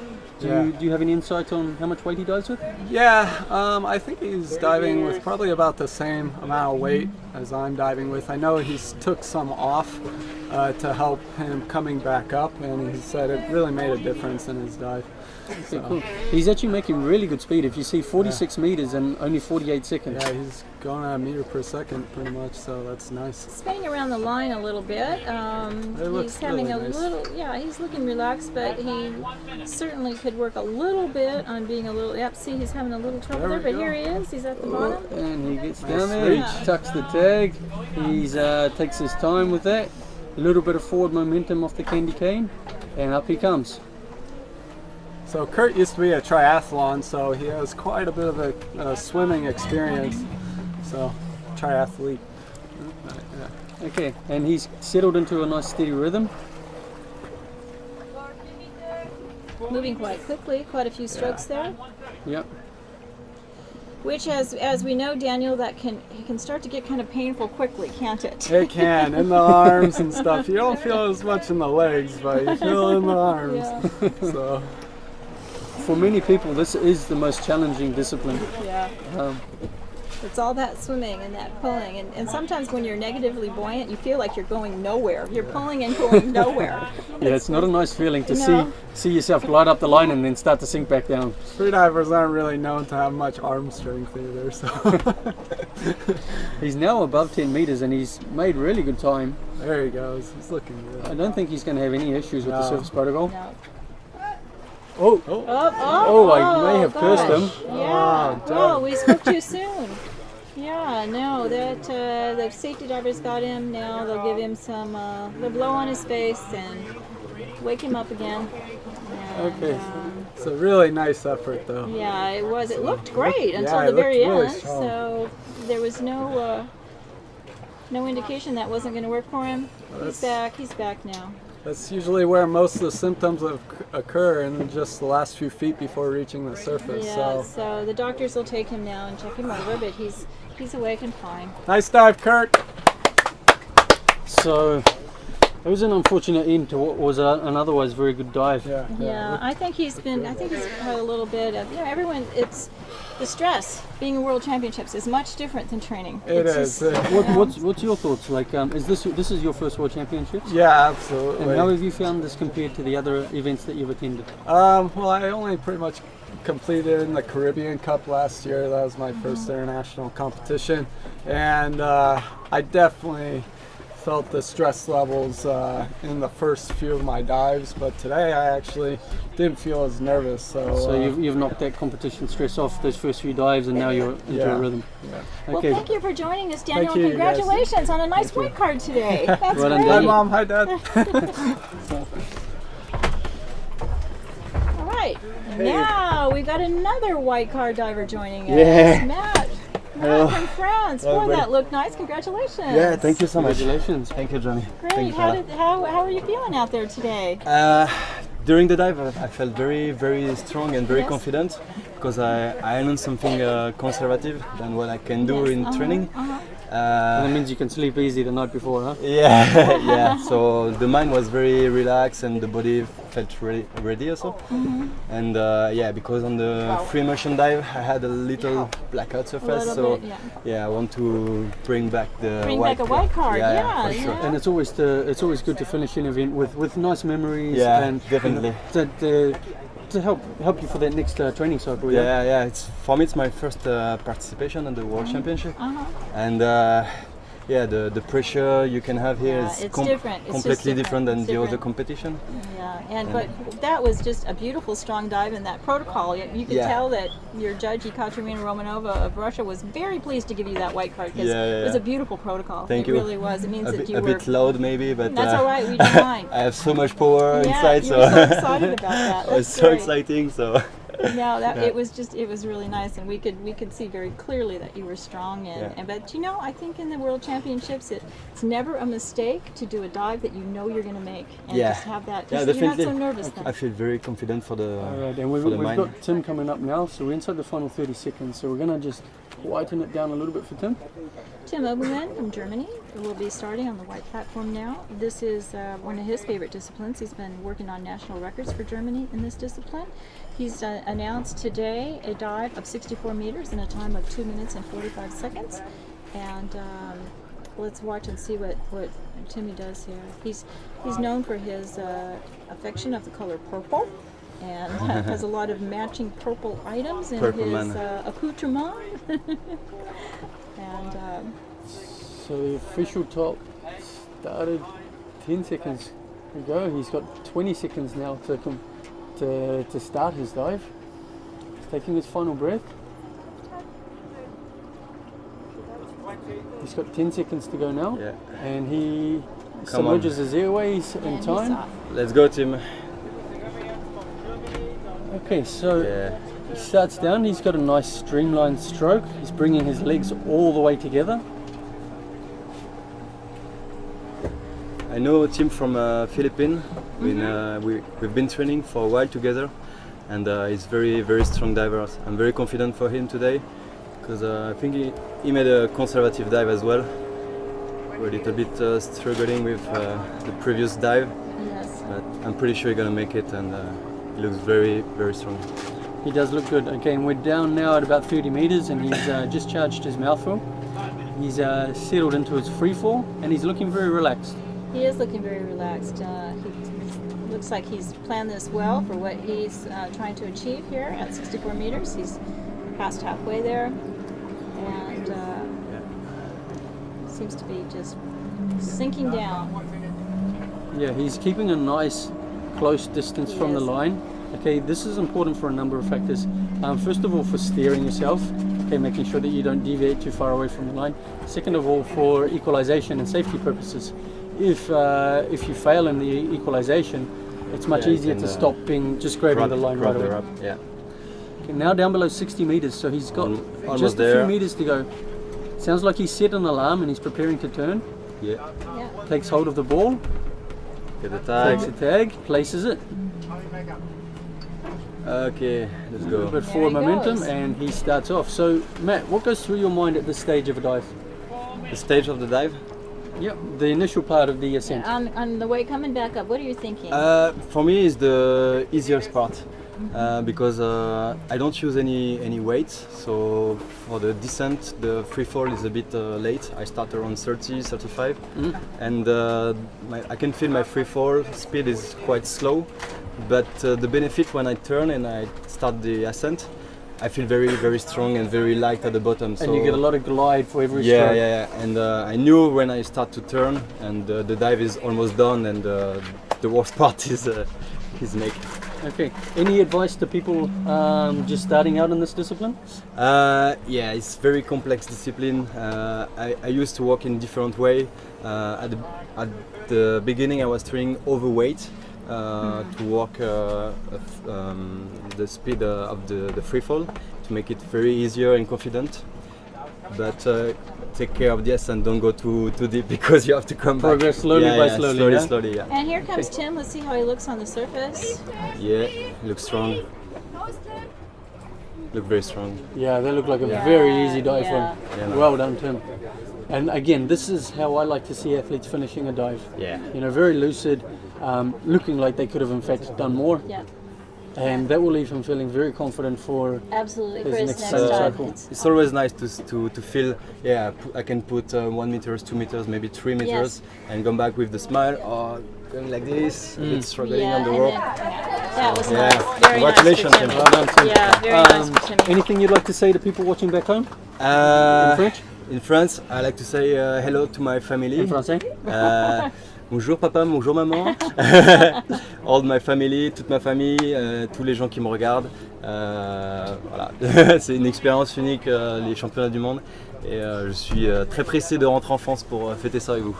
Thank you guys. Thank you very much. Thank you so much. Merci beaucoup. Bye bye. Okay, so who have we got up next, Carla? Well, over on the blue platform now coming up, we have Alejandro Andres of Argentina. He's another one of our AIDA instructors. He's also a safety diver in Johnny's Comp in Dominica. I think both of us have known Alejandro for quite some time. I think I met him the first time here in the first Caribbean Cup, or maybe at some other event, I don't know, but I have known him. He's I think Alejandro's known as being one of the nicest athletes. he is just such a a really nice human being. He really is. very genuine, very modest, very down to earth. Yeah, he comes from the Patagonia region, which is known for its very cold water. So, Yeah. he has to go elsewhere to train. He said that what he's got there in Patagonia is certainly not something that is easy for freediving, but, he's just a really affable, nice guy and nice safety. And I know we relied on him a lot in your competition last year. Yeah, that's right. He was a real anchor and a real strong point. Yeah. He was. Yeah. We've got Frank over here, Guatemalan champion, and we'd like to invite him over here. We'll ask him a few things about his dive after Alejandro's, but I'm going to ask you to comment in Spanish. I will. Great. Okay, so please provide a little bit of insight. See what you tell us what you see on the dive, what you think of his performance and technique. And Sure, I'd love to do that. so I think we've got 30 seconds to About go. to So I'm going start, to yeah. leave it up to you. Perfect. Alejandro está haciendo sus últimas respiraciones. Le quedan 20 segundos antes de que empiece el tiempo oficial y empiece su bajada. Alejandro es uno de los atletas más humildes que hay aquí. Es muy buena persona, muy tranquilo, muy calladito. Se lleva bien con todo el mundo. Y bueno, está listo para empezar su buceo. 3, 2, 1, official stop. 1, 2, 3, 4, 5, 6, 7, 8, 9, 10. So he still hasn't started his dive. Y ahí va. And there he goes. Muy bonita entrada. Alejandro Andres, from Argentina. Entonces, el inicio del buceo siempre es la parte más difícil porque tiene que luchar contra flotabilidad positiva. Entonces cuesta un poco nadar al principio hasta que llegamos como a más o menos 20 metros y ahí van a ver que Alejandro deja de nadar tanto. Si ven, ya está bajando la velocidad de sus brazadas.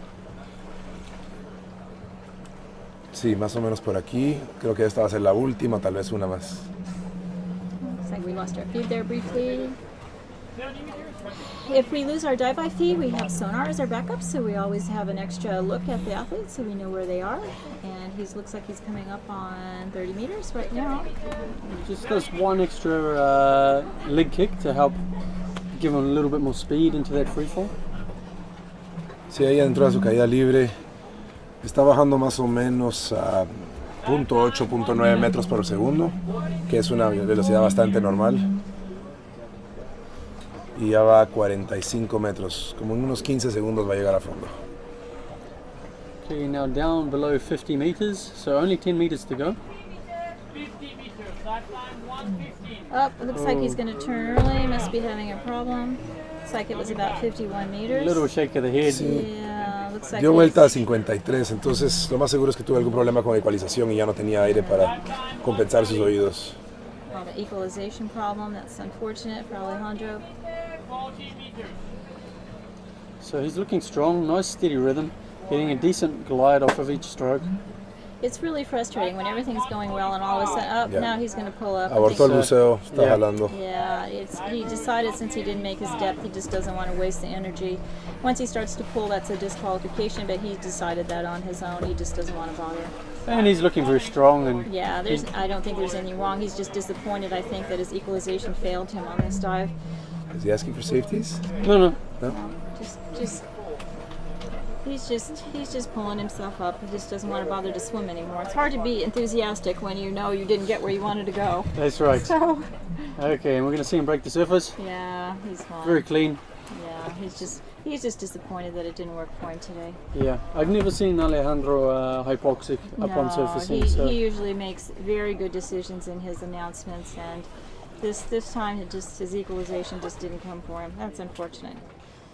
But yeah, he'll be fine to dive the next time. So that's what we want to do, is keep ourselves healthy and not rupture an eardrum, because if you do, that's going to keep you out of the water for some time. So Okay. There he is. So well done, Alejandro. Yep. So that would be a DQ pull for him, but like I said, he disqualified himself and an early turn as well. But Okay, so Frank, do you want to tell us a little bit about your dive now? Yeah, it was an interesting dive. I had some weird thoughts starting my warm up today, and I wasn't actually sure if I wanted to do it. And then, So when you're saying weird thoughts, you're thinking like a little bit some negativity going on there, and my coach Kerry Hollowell's motivated me to stop thinking that way. So it was nice. Eventually, I thought maybe I'll just go down and play around a little bit shallow and then come back. And then once I was on the dive, I realized everything was going perfect, so I decided to keep going. Okay, cool. Yeah, it was great. It was great. That was the deepest I've ever been in no fins. So congratulations. Yeah, thank you. it was great. You And a made it national look record. you made it look good. You Yeah, did. national You looked very record. easy. Yeah, you made it look. Well, negative thoughts can just play a huge part in self-defeating. Sure. We've already got ourselves out of the game before we even started. Yeah. And if you can somehow manage to overcome that, it's not easy. It's like you get up there, and I know for me, I'm starting sometimes on the descent. I'm saying, why am I doing this? Why am I doing this? And then once I make the turn, I'm like, oh, I'm so glad I did this. But it's just Right. really hard sometimes to talk yourself into doing the dive.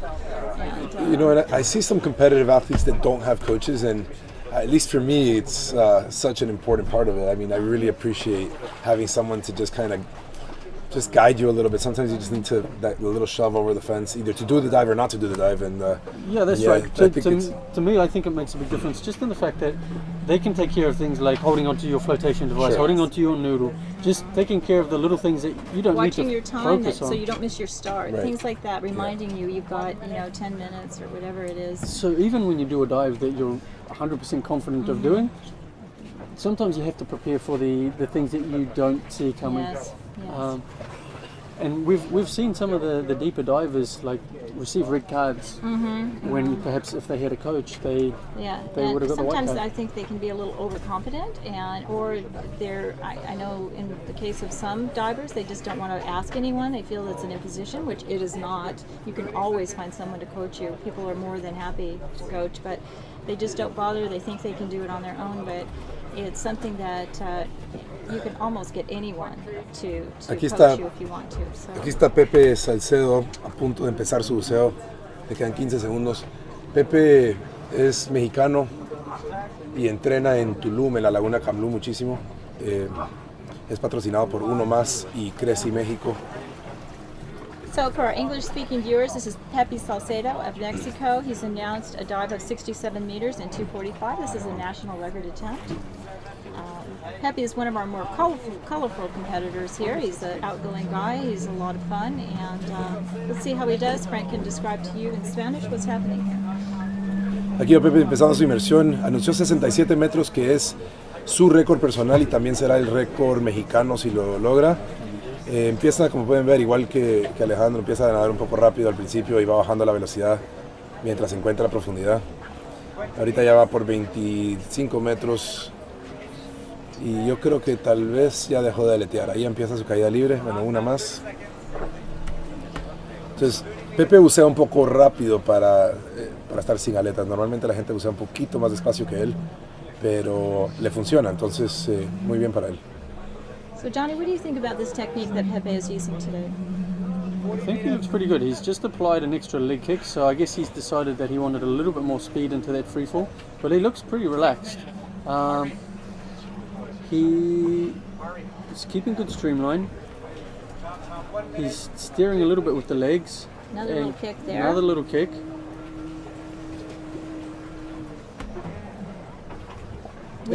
When you're sinking though at this depth and there's no buoyancy, that little kick doesn't really take much energy. So No, and he's down at the candy cane now. yeah, there he is. Okay, so Little trouble getting the tag, but he secures it. He's back up. It's another little issue there maybe with the pole. We'll have to take a look at that.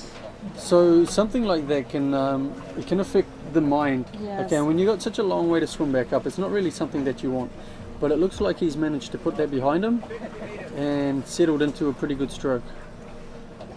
Yeah, it's amazing how much energy it can take when a small thing like that goes wrong. All of a sudden, it seems like your brain is using a lot of oxygen just to deal with that one little tiny thing. That's right. And, Aquí viene Pepe ya en 40 metros, se ve bastante fuerte. No sé si son un poco de nervios, pero por algo está moviendo un poco la cabeza más de lo normal. Tuvo un problema ahí en el fondo que no logró agarrar la etiqueta en el primer intento.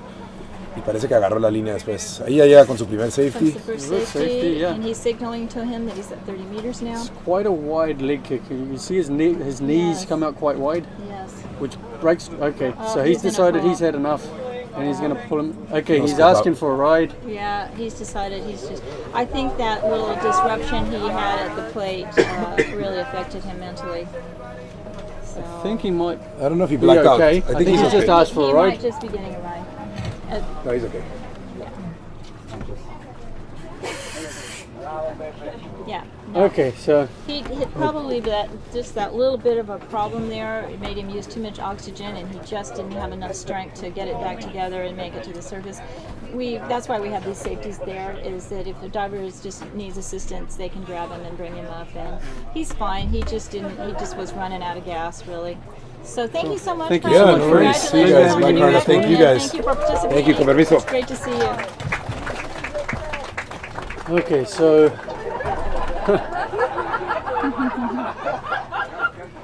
So that last dive, just for your information of our viewers, will go down as a DQ assist. Anytime you're assisted by the safety divers, that is a disqualification, but of course it's a wise choice because to have you be strong to dive the next time around. So right now we have Kurt Chambers from the USA and Hawaii joining us. Welcome, and Kurt. Welcome, Hi. Kurt. Thanks. And well, almost. It looked good until the very end. It looked Yeah, very I was good. hoping you thought guys you could had it tell in me the what bag. my mistake was. Well, What did I do a wrong? little bit quieter. Well, to me the dive looked good, and I may have cursed you actually. I have to apologise, as I said. And it looks like a beautiful performance from Kurt. And you surfaced and you went to sleep. That was it. Yeah. But did it Yeah. feel? Did you feel like you were getting hypoxic on the way up? Did you feel anything or? My dives have been kind of tough throughout the comp. You were mentioning how the training went for me, Yeah. and I think I just need more recovery time. Okay. But the show must go on, so I've Yeah. continued to compete a little shallower than I planned. But Has it been a long training cycle for you? Something you prepared for months ago, or did you have another competition prior to this that perhaps? I did train for many months dedicated for this. However, I had some issues once I got here. I got sick for about a week, so I kind of had to recover for a while.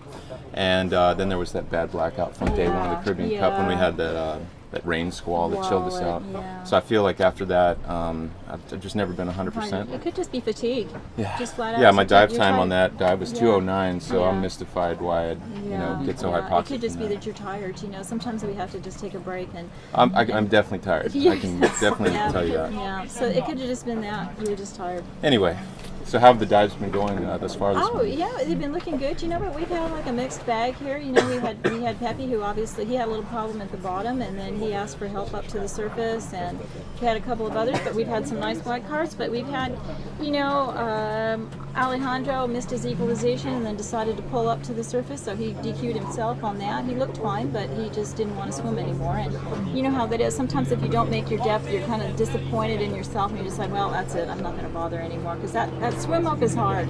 Yeah. It is hard, and if you're not motivated, it's hard to make yourself do it. Yeah, so, absolutely. You know. I think I thought about it too. Yeah. But you did look good. We were You saying did look you looked good, yeah. good. Yeah, You look good until you didn't look good. Yeah, That's good. Yeah, exactly. All right, right so, on. but for our viewers, you know, we want you to know Kurt's just fine. You know, he had just a little brief episode there, but he's just fine. Obviously, he's Yep. here, and we'll be looking forward to seeing him again very soon. He's a very strong diver and United States champion and record holder, and he's got way more competitions ahead of him where we know he'll be successful. Today, I think you're just maybe overtrained and tired, fatigued. That's it. You know, you never know. A combination of those things. You didn't have a chance to put your feet up here on the beautiful white sand beaches of Roatan. And Yeah.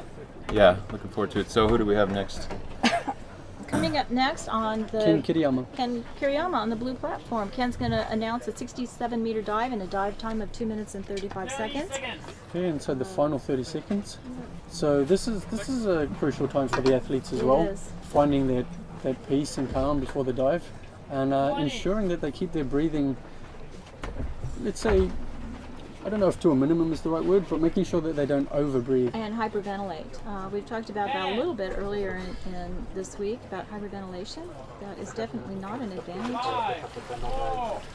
And Ken's a no-fin specialist, by the way. He really He really is does. good at it when he can equalize them. Okay, so yeah, as you mentioned, Kurt, the main challenge for him is probably going to be getting down to the plate. Yeah. Okay, so he also had a little bit of an injury with his kick early in the training, so he told me he wasn't actually going to train this or compete it much, so he's got that handicap as well. We'll see how he does. Okay, so He's off. nice duck dive, gets the legs up nice and high to provide a little bit of a boost, a little bit of a weight out of the water. Look how far he's going per stroke. He's got a really powerful stroke, a very efficient one. So 3 strokes and he's down at 14 meters. That's really good. That's beautiful. That's impressive. Okay, and you can see he keeps his legs relatively long during the glide phase as well. So what you can see from some of the other athletes is the legs start to fold back a little bit, and this creates additional drag. It does, yeah, because if you're not in a straight position, obviously that break right there is going to create some drag in the water. So now he's drifting quite a long way away from the line. So this can play a part a little bit later on. Okay, if he opens his eyes and he can no longer see the line, then yes. Can throw you off. Can throw you off. Yeah. He's coming back towards the line.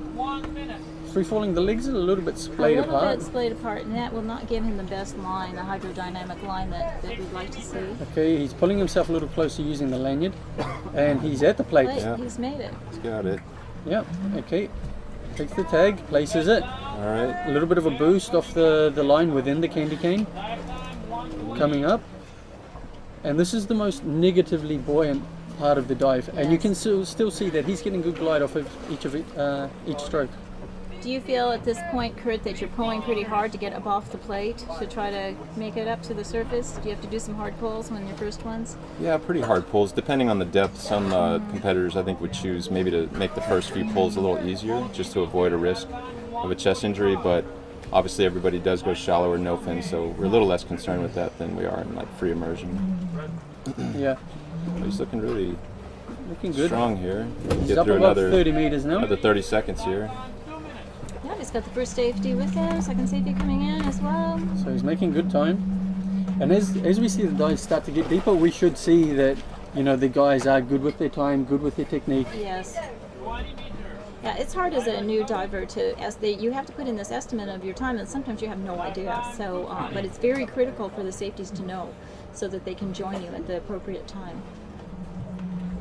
Okay, so up above 10 meters, now he should be starting to become positively buoyant, and I would think just one more stroke.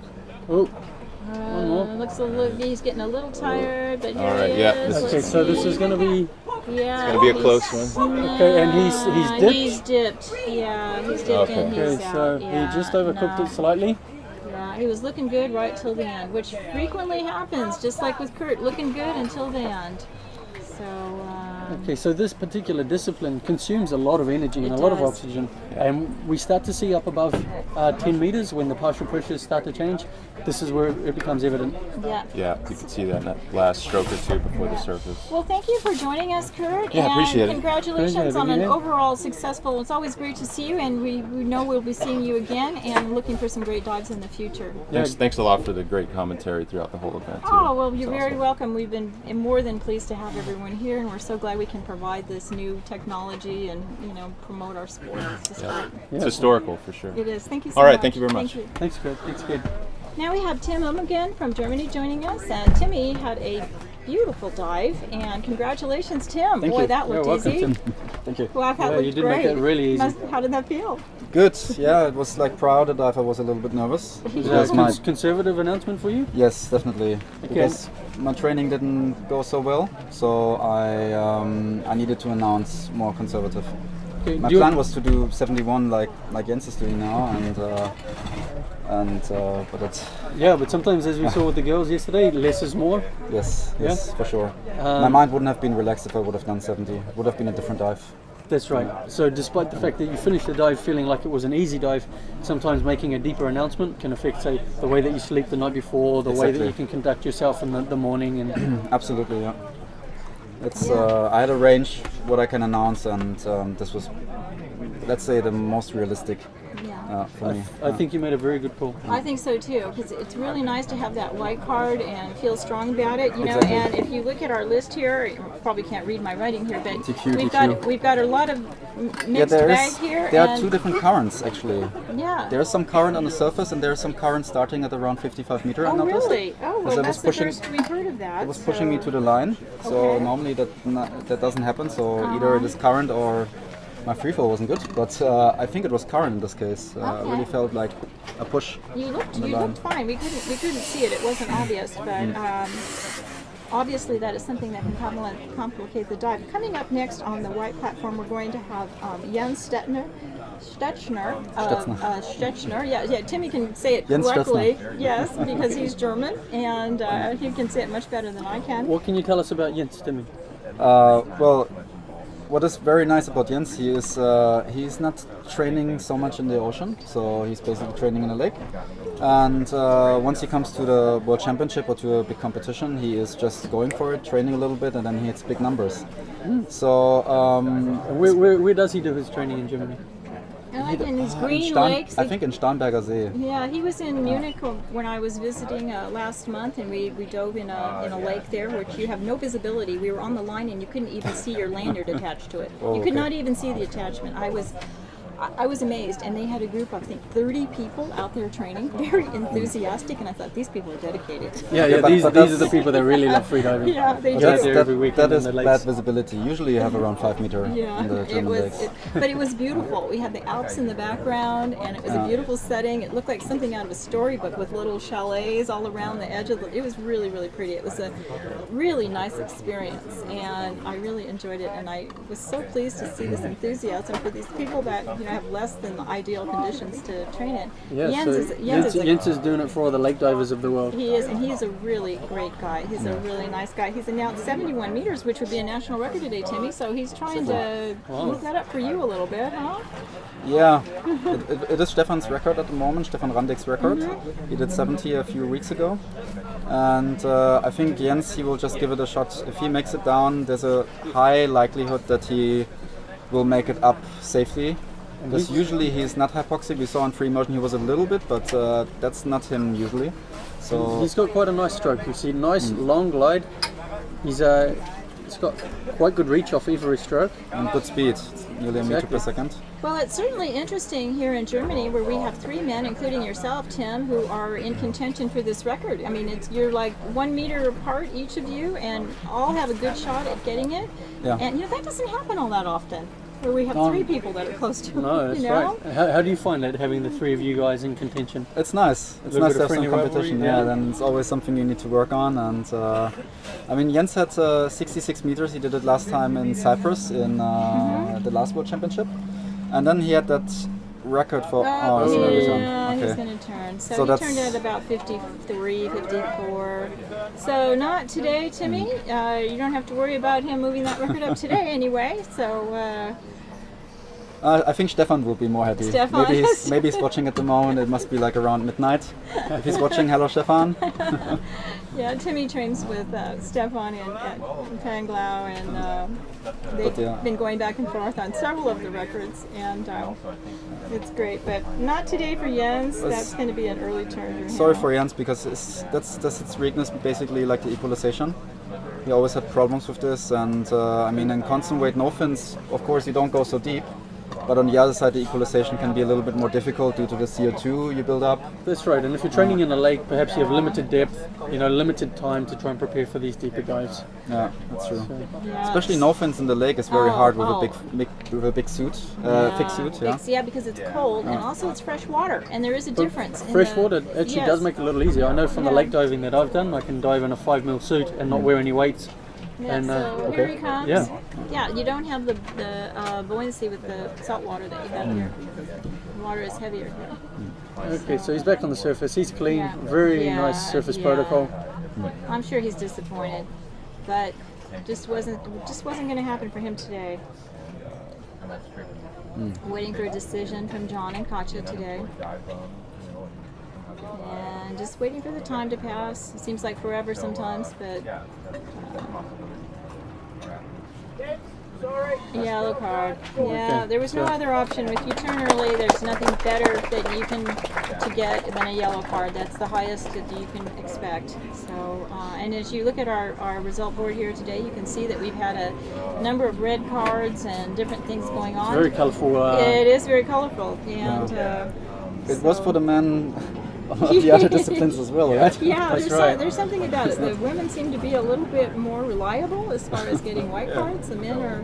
So Maybe the girls are a little bit more about diving for themselves and what they can achieve, and Yeah, sometimes they- the guys push a little bit harder, you know. yeah, That's possible, yeah. yeah, it So- could be, but it's but you know, it certainly opens things up. If it continues in this way, the medals are going to be up for grabs. If we keep having this mixed That's right. bag What's, here. what's our deepest current performance? Oh gosh, our deepest white card at this point. Could well be you. It was Timmy. It's Timmy, yeah. Wow, so- And yeah, at 64 meters. So you never know with what's happening with the next dives.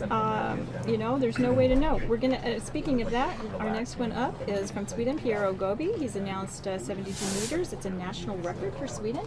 We saw his teammate Sofia Tapani attain a national record yesterday for the women, and she was very strong on that dive. She was very strong. They are just the two Swedes representing their country at this event. Traditionally, we see large teams of the Swedish Yes. coming, but I guess having to make the trip across the Atlantic, Yeah. a few of them were able to make it. Yeah. And we're certainly glad they're here and that they made it, and it was a great dive for Sophia. I was really happy to see her make that dive yesterday. Yeah, that's right. And here goes Piero. He's getting ready. He's breathing upright on the line, and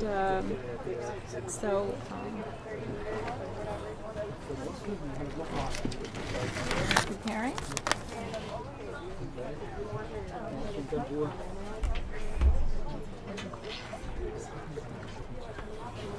Just waiting for him to begin this dive. I'm not sure if he's the current world record holder or if it's somebody else for Sweden. I don't know. The current national record holder? Yeah, for Sweden. Yeah, is he? I don't know. I don't know myself either. Yeah, yeah. I'm trying to think of who else it could be. You know, I just don't know at this point. Okay. Okay. So all right. it's been very nice having you here today, Tim. Thank you for very your, much. Thank you. insights. Congratulations again. Thank That you. was a really Yeah, nice dive. Thank you Really for having nice me dive. here. Yeah. Thank you, Tim. Great.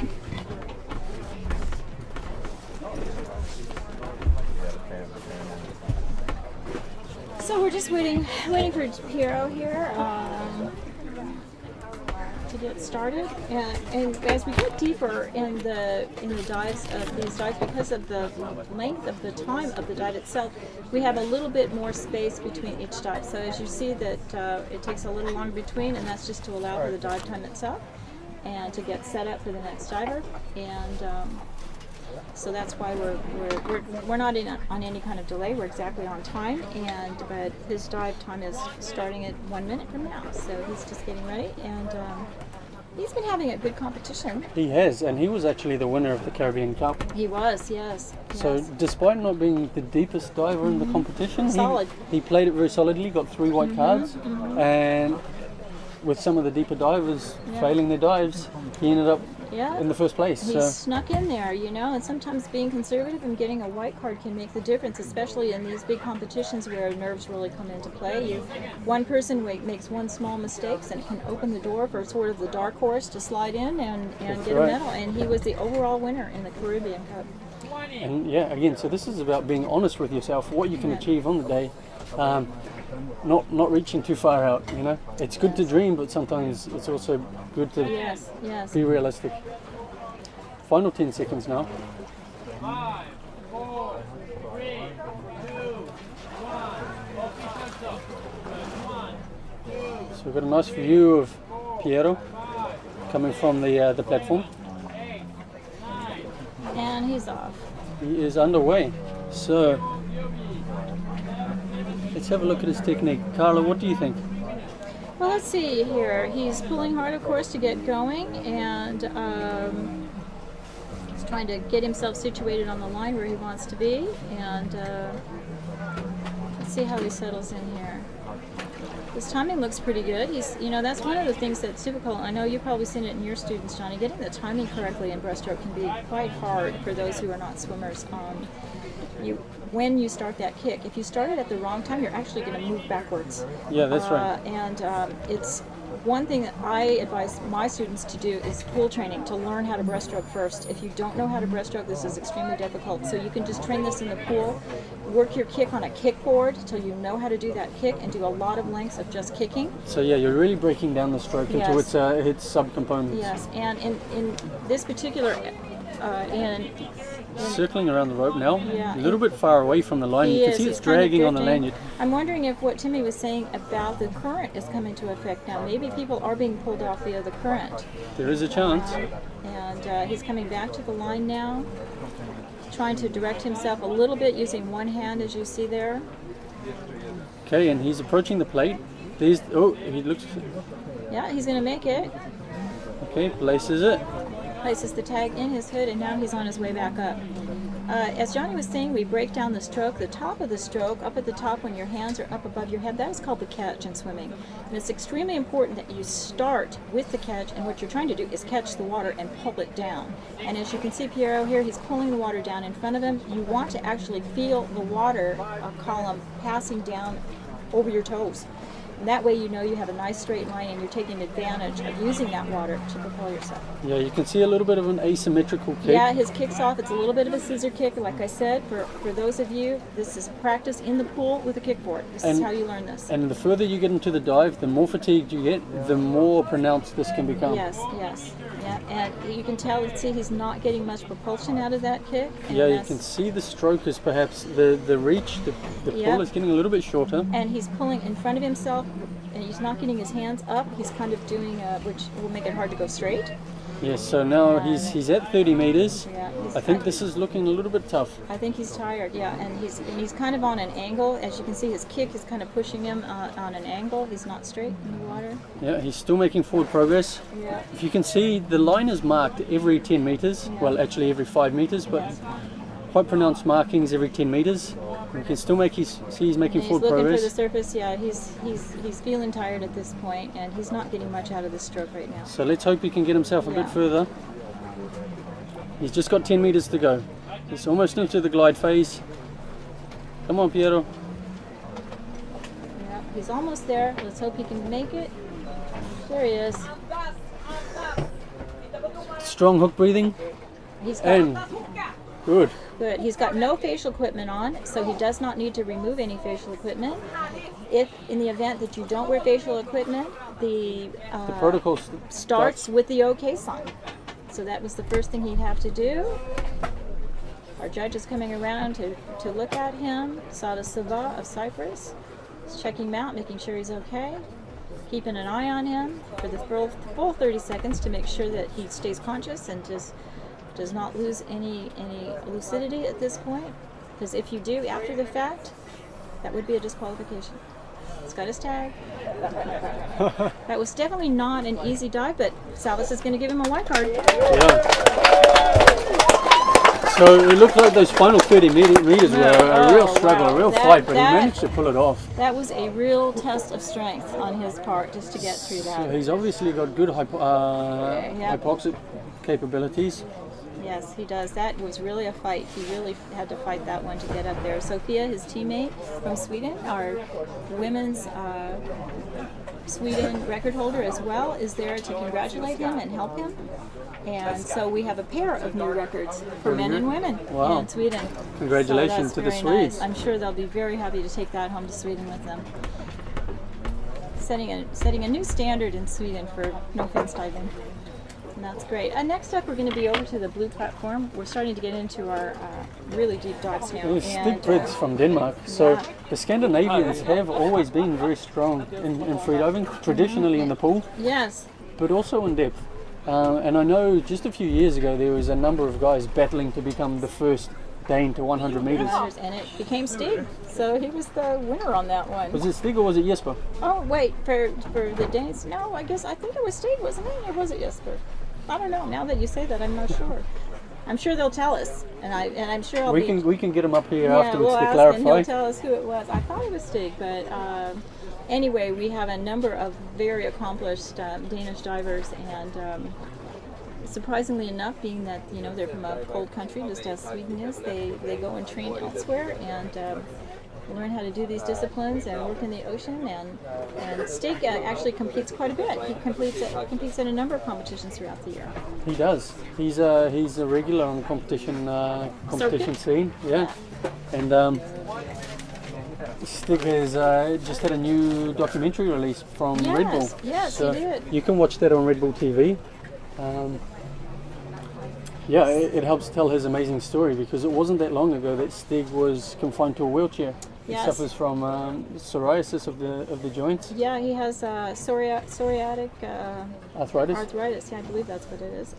And it's actually through yoga, and predominantly freediving, but also with yoga and moving to warmer climates and diet that has worked together to help him become active. Yeah, it's one of those perplexing autoimmune disorders that many people suffer from. That if you can find a way, and he found it through something natural and healthy in order to be able to deal with it. So many people just go to medication and they don't get better. So so he actually went cold turkey off of his medication. Started with the change of diet. Moved into the water, and we realized that made him feel better. Yeah. And it's amazing what a lot of water training can do for people with any kind of ailments, joint disease and things like that, because you don't have the pain anymore of the gravity and hitting the ground, and on your joints it's much easier. And so here goes Stig. He's announced 73 meters today. I don't believe this is a national record, but this is certainly a long dive at 3 minutes. So that's right. He is actually the national record holder in this particular discipline, which I believe it is 76 meters. So he's dialed it back a few meters today. Yeah, he's doing what should be a safer performance. He struggled a little bit in this competition. He's had a few equalization issues. Yeah. This is a shallower dive, and hopefully he can hold it together for this. One thing that's been nice to see is the progression in Stig's stroke. Within the first year of his starting freediving, he collected this national record, and he had a very pronounced asymmetrical kick. So we can see now that, and probably because of those problems he had with his joints, it was probably hard for him to kick. So he looks like he's holding his mouth now, probably to keep the mouthful in. Would you say, Johnny? Yeah, it's a technique to help relax the muscles in the face. Okay, we can see he looks very comfortable in the free fall. Okay, a little bit of steering with the feet. He's coming up on 59 meters now. Let's hope he can make it all the way to the bottom. If he doesn't have any equalization issues, I think he will make it. But we just never know. All of a sudden we see someone pull up and turn, and it's because their ear has stuck and they just cannot go any further. Just a few meters to go. Yeah, he knows that it's coming up. And he's preparing. There he is. Oh, he'll be happy with the tag. that. Let's see if it's nice and smooth. He places the... Yeah, that looks good. Well within the candy cane. Yeah, and you see, for those of you watching at home, reaching within the candy cane is permitted. Okay. Yes. He was able to give himself upwards momentum. Yes. Okay. And that means that you start the dive off nice and comfortably. And you don't have to make that first big pull to counteract that negative buoyancy that you have at that point. That puts a lot less stress on your body, your chest, everything. So that's right, and he's getting good distance off of each stroke. He's looking very comfortable. For our newer divers, I would advise, and I think Johnny would probably agree, it's nice to be able to set the plate at a shallow depth and practice those things. You just set the plate at maybe even just 8 meters and go down and practice that turn and practice that pull. That's over right. and over again until it becomes easy. Break down the entire dive, practice the individual components. Practice the start, get the basics right. Turn, get it all down, and do it at a shallow depth. Don't try to learn it here at a deep depth, because this is how you can injure yourself, because you can be stressed and all these things. So you practice it at a shallow depth, you will find it much easier when you add depth. Okay, Stig's still looking good now, up above 20 meters. Still getting good glide. Okay, the stroke may be just starting to shorten slightly, but he's only got 10 meters to go. So I like what I see so far. Yes, looking focused. One more stroke. Just a half stroke to get him up. He comes up. He's struggling a little bit. He's got to try to hang on. No, and now he's dipped and he's He's failed this one, unfortunately. He was looking good, just like a couple of other divers, until the very end, and then it just came crashing down. So that is unfortunate for Stig on this dive. That will not be a white card, that will be a red card. He's being assisted now. Unlucky for Stig. He's fine, he's smiling. I'm sure he's very disappointed in himself for that one. Just didn't quite have enough gas at the end there, Johnny. Just slightly overcooked it. Yep. Well, nice try for Stig. Yeah, so once again, like, the dive can look good right up until the point that it until doesn't. the end. I know we're on the edge of our seats here. You all may think that, it just seems like a foregone conclusion. It certainly is not until that white card is given. Until that 30 seconds after the top, when the diver comes to the surface, and we just don't know what's going to happen. And Johnny's having a sneezing fit. I was having a coughing fit yesterday, so excuse us for that. It happens. We've got Dean Schaus coming up now on the blue platform. He's got his coach with him, his partner Camila Yaber of Mexico. Dean is from Wales. He competes under the UK flag. Yep, Dean, the Welsh Dragon. But he is the Welsh Dragon, and Dean has announced a dive of 77 meters today in a dive time of 3 minutes and 10 seconds. This will be the deepest dive of the day so far. Dean is a very strong diver, but he can sometimes be plagued with some issues. So Dean, well, he owns the national record in this event, and he has been quite a bit deeper.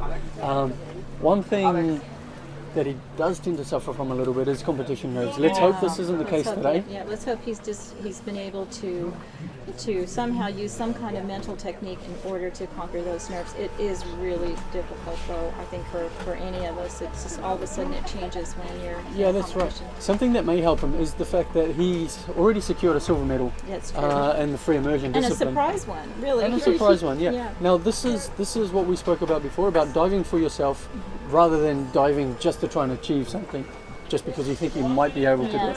He did a dive that was less than what he's done before, and he did it just because he wanted to have nice sensations. And the end result is that he comes away with a silver medal. So yeah, well done Dean on that. And let's hope he can find some peace of mind on having already secured that and feeling a little bit more relaxed off of what is his favourite discipline. I hope he's going to dive with some confidence today and kind of let himself off the hook and not put so much pressure on himself, because he can easily do this dive. It's just mentally, or if he's in the right place, to be able to make it happen for him today. So let's hope he can. So less than a minute to go now until he starts his dive. I can't see.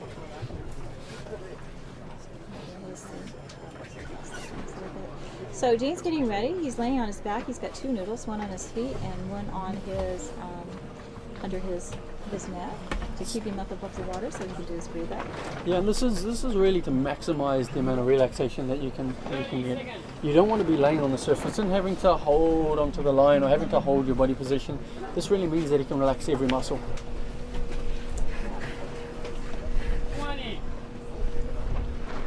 And at this point, when you're watching a diver, you'll probably not see much breathing at all, because what they're trying to do is not be nervous and hyperventilate. So you really don't see much until he finally takes those last breaths. Right now, he's just completely relaxed, and you don't see. Now he's starting his last packing, those last breaths we talk about, just to get as much air as he can.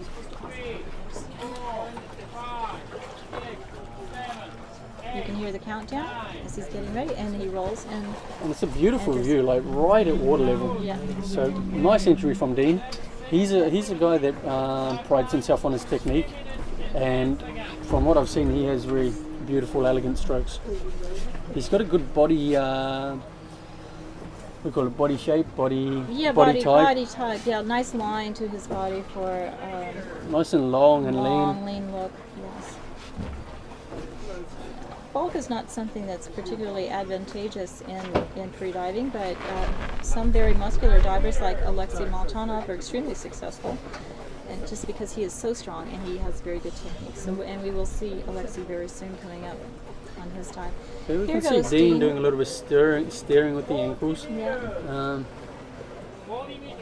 The legs are a little bit far apart. Yeah, and he's got a little bit of bend there, which isn't going to help him, with his speed, because he is kind of getting a little bit of drag with that. That's right. but you know, it's one of those things you make a choice sometimes on relaxation or being as hydrodynamic. Sometimes when people try to become hydrodynamic, they tense up because they're so worried about having this straight line. That's right, and perhaps there is, if there is that little bit of current down there, that could be having an effect, and he's having to counteract that with his legs. Yeah.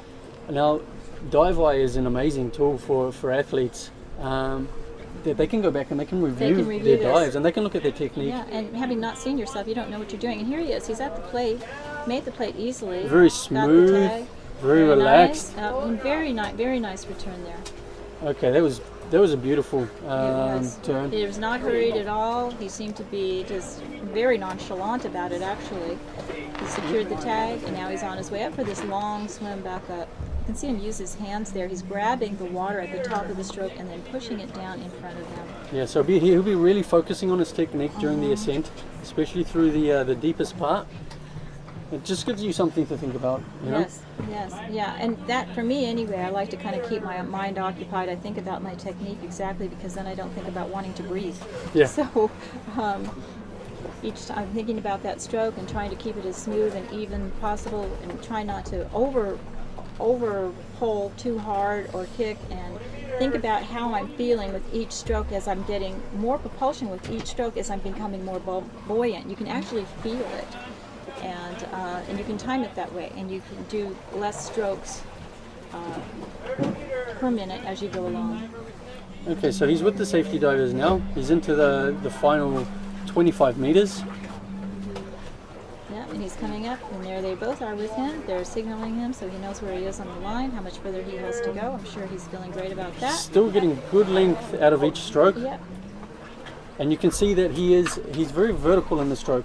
Yes. Okay, we've seen some of the other divers reaching in front of themselves, shortening their stroke and decreasing their hydrodynamics. Yep. Final couple of strokes. Maybe final stroke. Here we go. He's breaking the surface. And here he comes. Oh gosh. Oh, just a little dip there. Very close.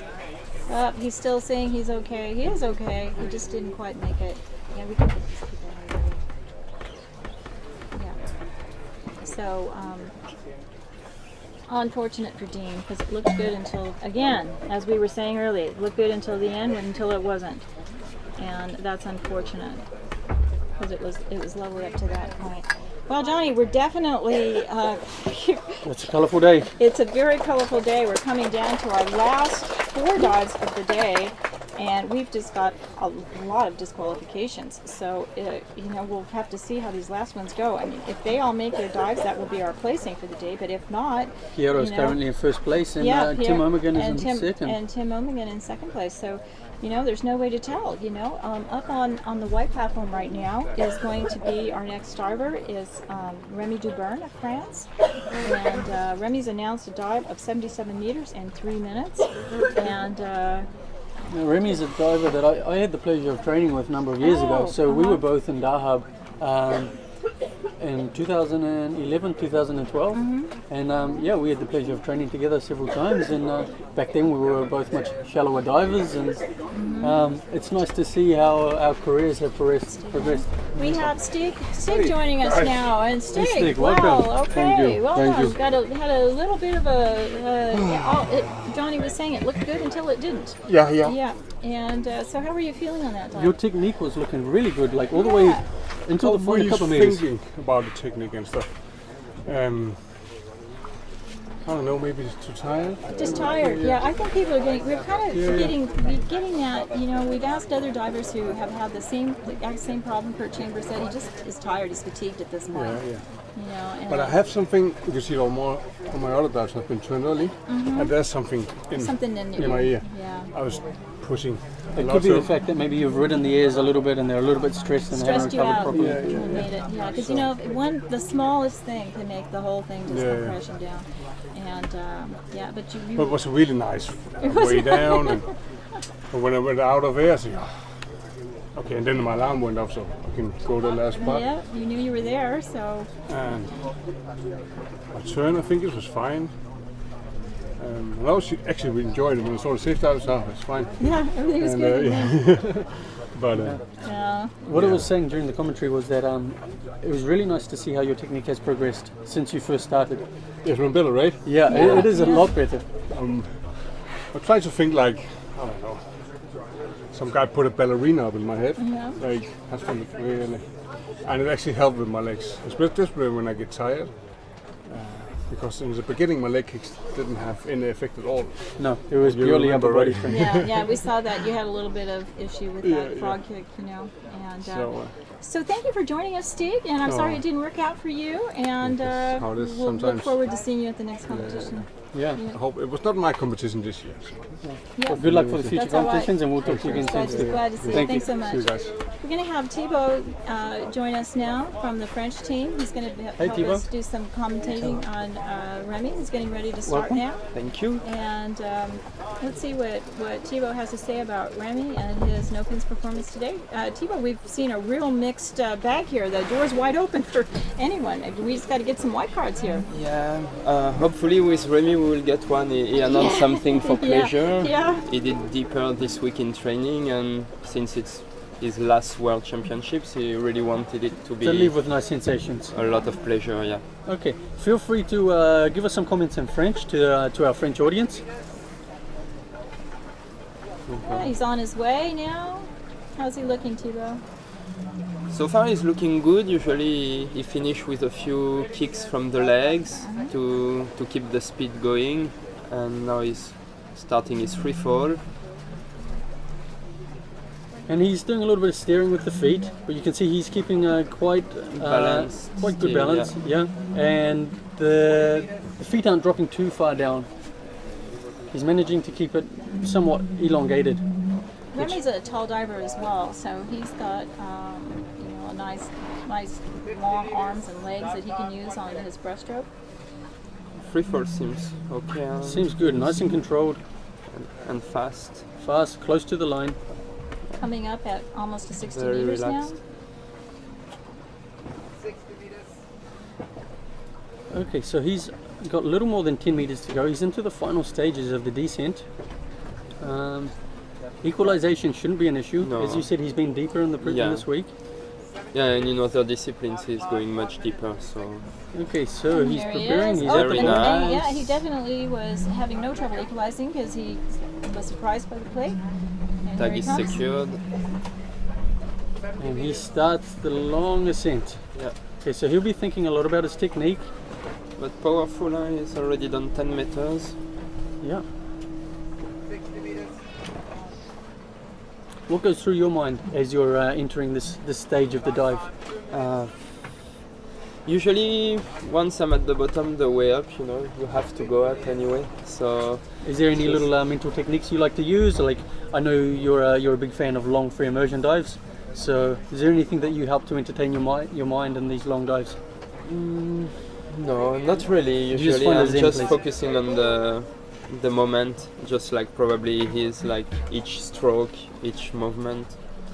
Okay, Thibaut, would you like to provide us some insight on what you see in French for the French audience? Yes, please, in French, that would be great. Rémi est bientôt à la surface. Il est à 25 mètres maintenant. Jusqu'ici, il a fait une très belle dive avec une free fall bien maîtrisée. Le turn était très joli aussi. Et là, on le voit arriver dans les derniers mètres. Pour l'instant, il a l'air toujours bien clair.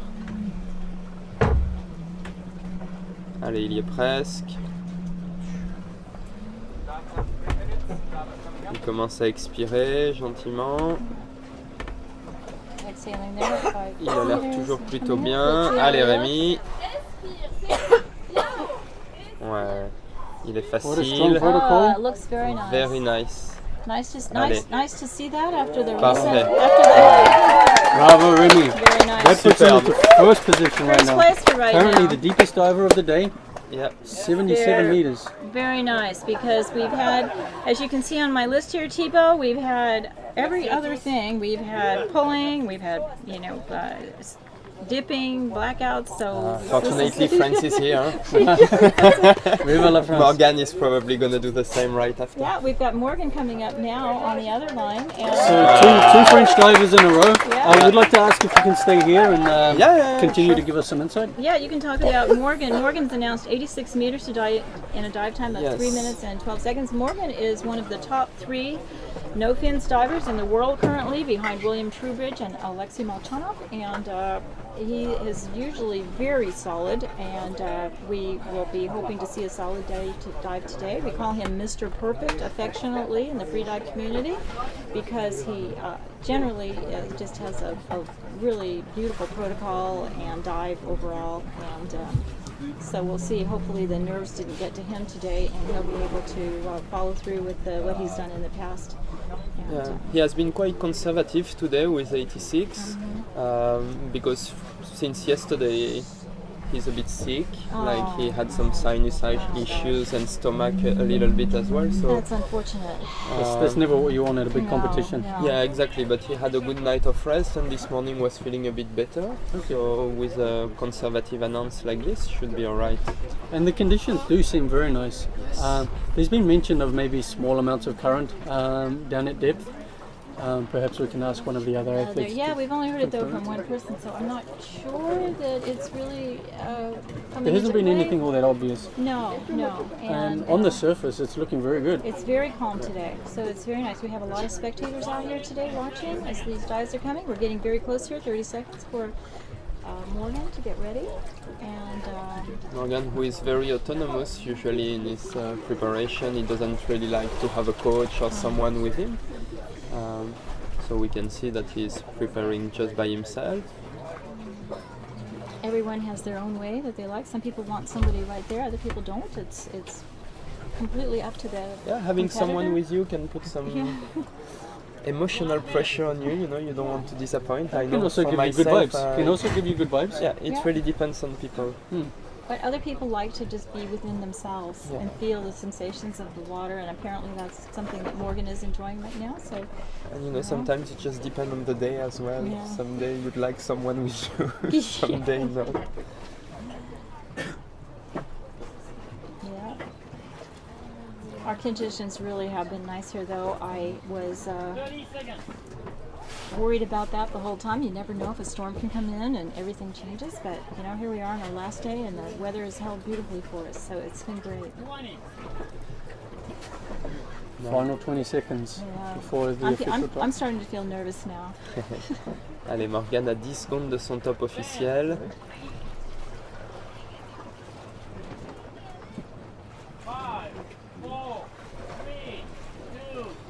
Morgan has, to me, one of the nicest strokes on the no-fins diving. He's a very, very good technician in no-fins. He's a real big swimming fan. He trains a lot in swimming and pool training, so I believe that has helped him. He follows all the swimmers, and he and I have had numerous conversations about it, competitive swimming. I believe a few freedivers got some workshops with him to perfect their no-fin technique. So let's see how many strokes he takes down to free fall. Stroke number 3, and he's already down below 10 meters. He's moving that water well.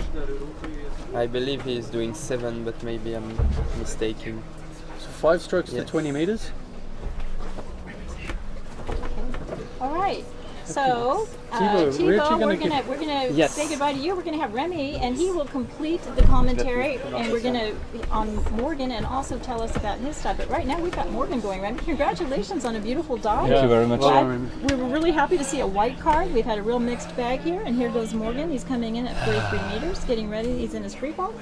Thank you, Thibaut, for joining us.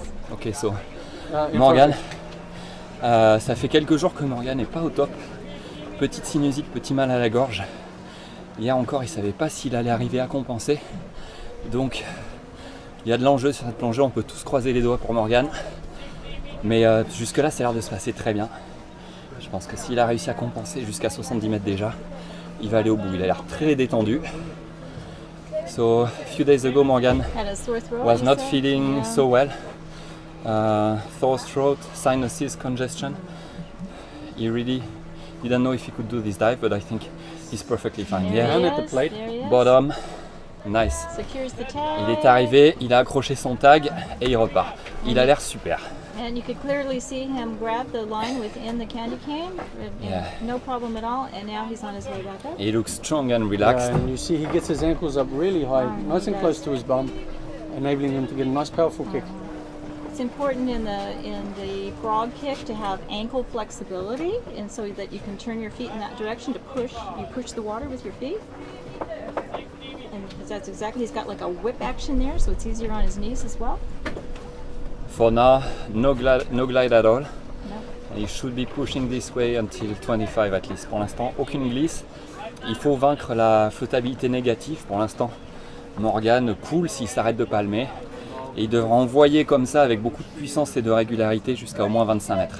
So he's quite strategic with his approach to the dive, working quite hard up until the final 25 meters and then starting to space the glider. Yeah, because this is at depth that your muscles save oxygen. This is where you should It's use a all long your swim strength. up. Yeah, that's a This long pup. swim up. You see he's making very good time He though. is, and he Yeah, seems completely Morgan relaxed. is really fast.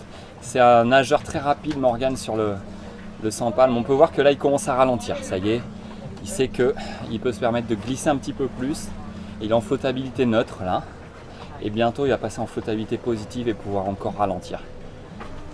Il regarde vers la surface pour évaluer où est la plateforme, parce qu'en surface, il va falloir qu'il fasse attention à se diriger vers les juges. Yeah, so you can see he's Allez Morgan, Here he is, allez. here he is. Allez. He looks very good. Oh, il est bien. Oh, il est très bien. Parfait. Parfait. Monsieur Parfait a bien mérité son prix. very good. Bravo. Very nice. So you can see that Morgan's been able to overcome adversity, you know, Yes. fighting the illness and Yes. such a beautiful performance. Beautiful performance for Morgan. If this is his last World Championship performance, I'm sure he'll be very happy with that. Yeah. Yesterday we discussed and Bravo, Morgan, bravo. oh, bravo. Yesterday we discussed, and for us the depth announce was all about pleasure. That's nice. So it translated in both different ways. Like for me, pleasure was not to go to my maximum, so that I could enjoy the dive before, during, after. So that was 77.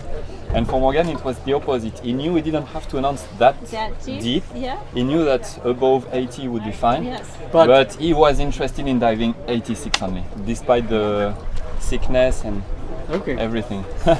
So yeah, diving for pleasure works. We Yeah. did the same approach with Sophia, diving with something that we knew was well within her capabilities, and that she would leave the event feeling like, I enjoyed that, you know? Yeah. But enough so that you're not disappointed in yourself at the same time. It's kind That's of a right. balance, you know. You That's got to the thing. do something so you know you're going to push yourself just a little bit, but also not so far that you're on the edge and being really nervous and can't sleep and all that, like you were Yeah. saying with Sophie. Yeah. So we've got So that right now. Our two current leaders are both French, with Remy and Morgan, and now we have the two deepest the two announcements deepest coming up. announcements of and we just don't know until we find out. So it's Alexei Molchanov of Russia, and Alexei's announced 90 meters and a dive time of 3 minutes and 45 seconds. It's the longest announcement of the day. What do you think, time-wise. Remy? Do you want to make a prediction or? No. No. No, I prefer not.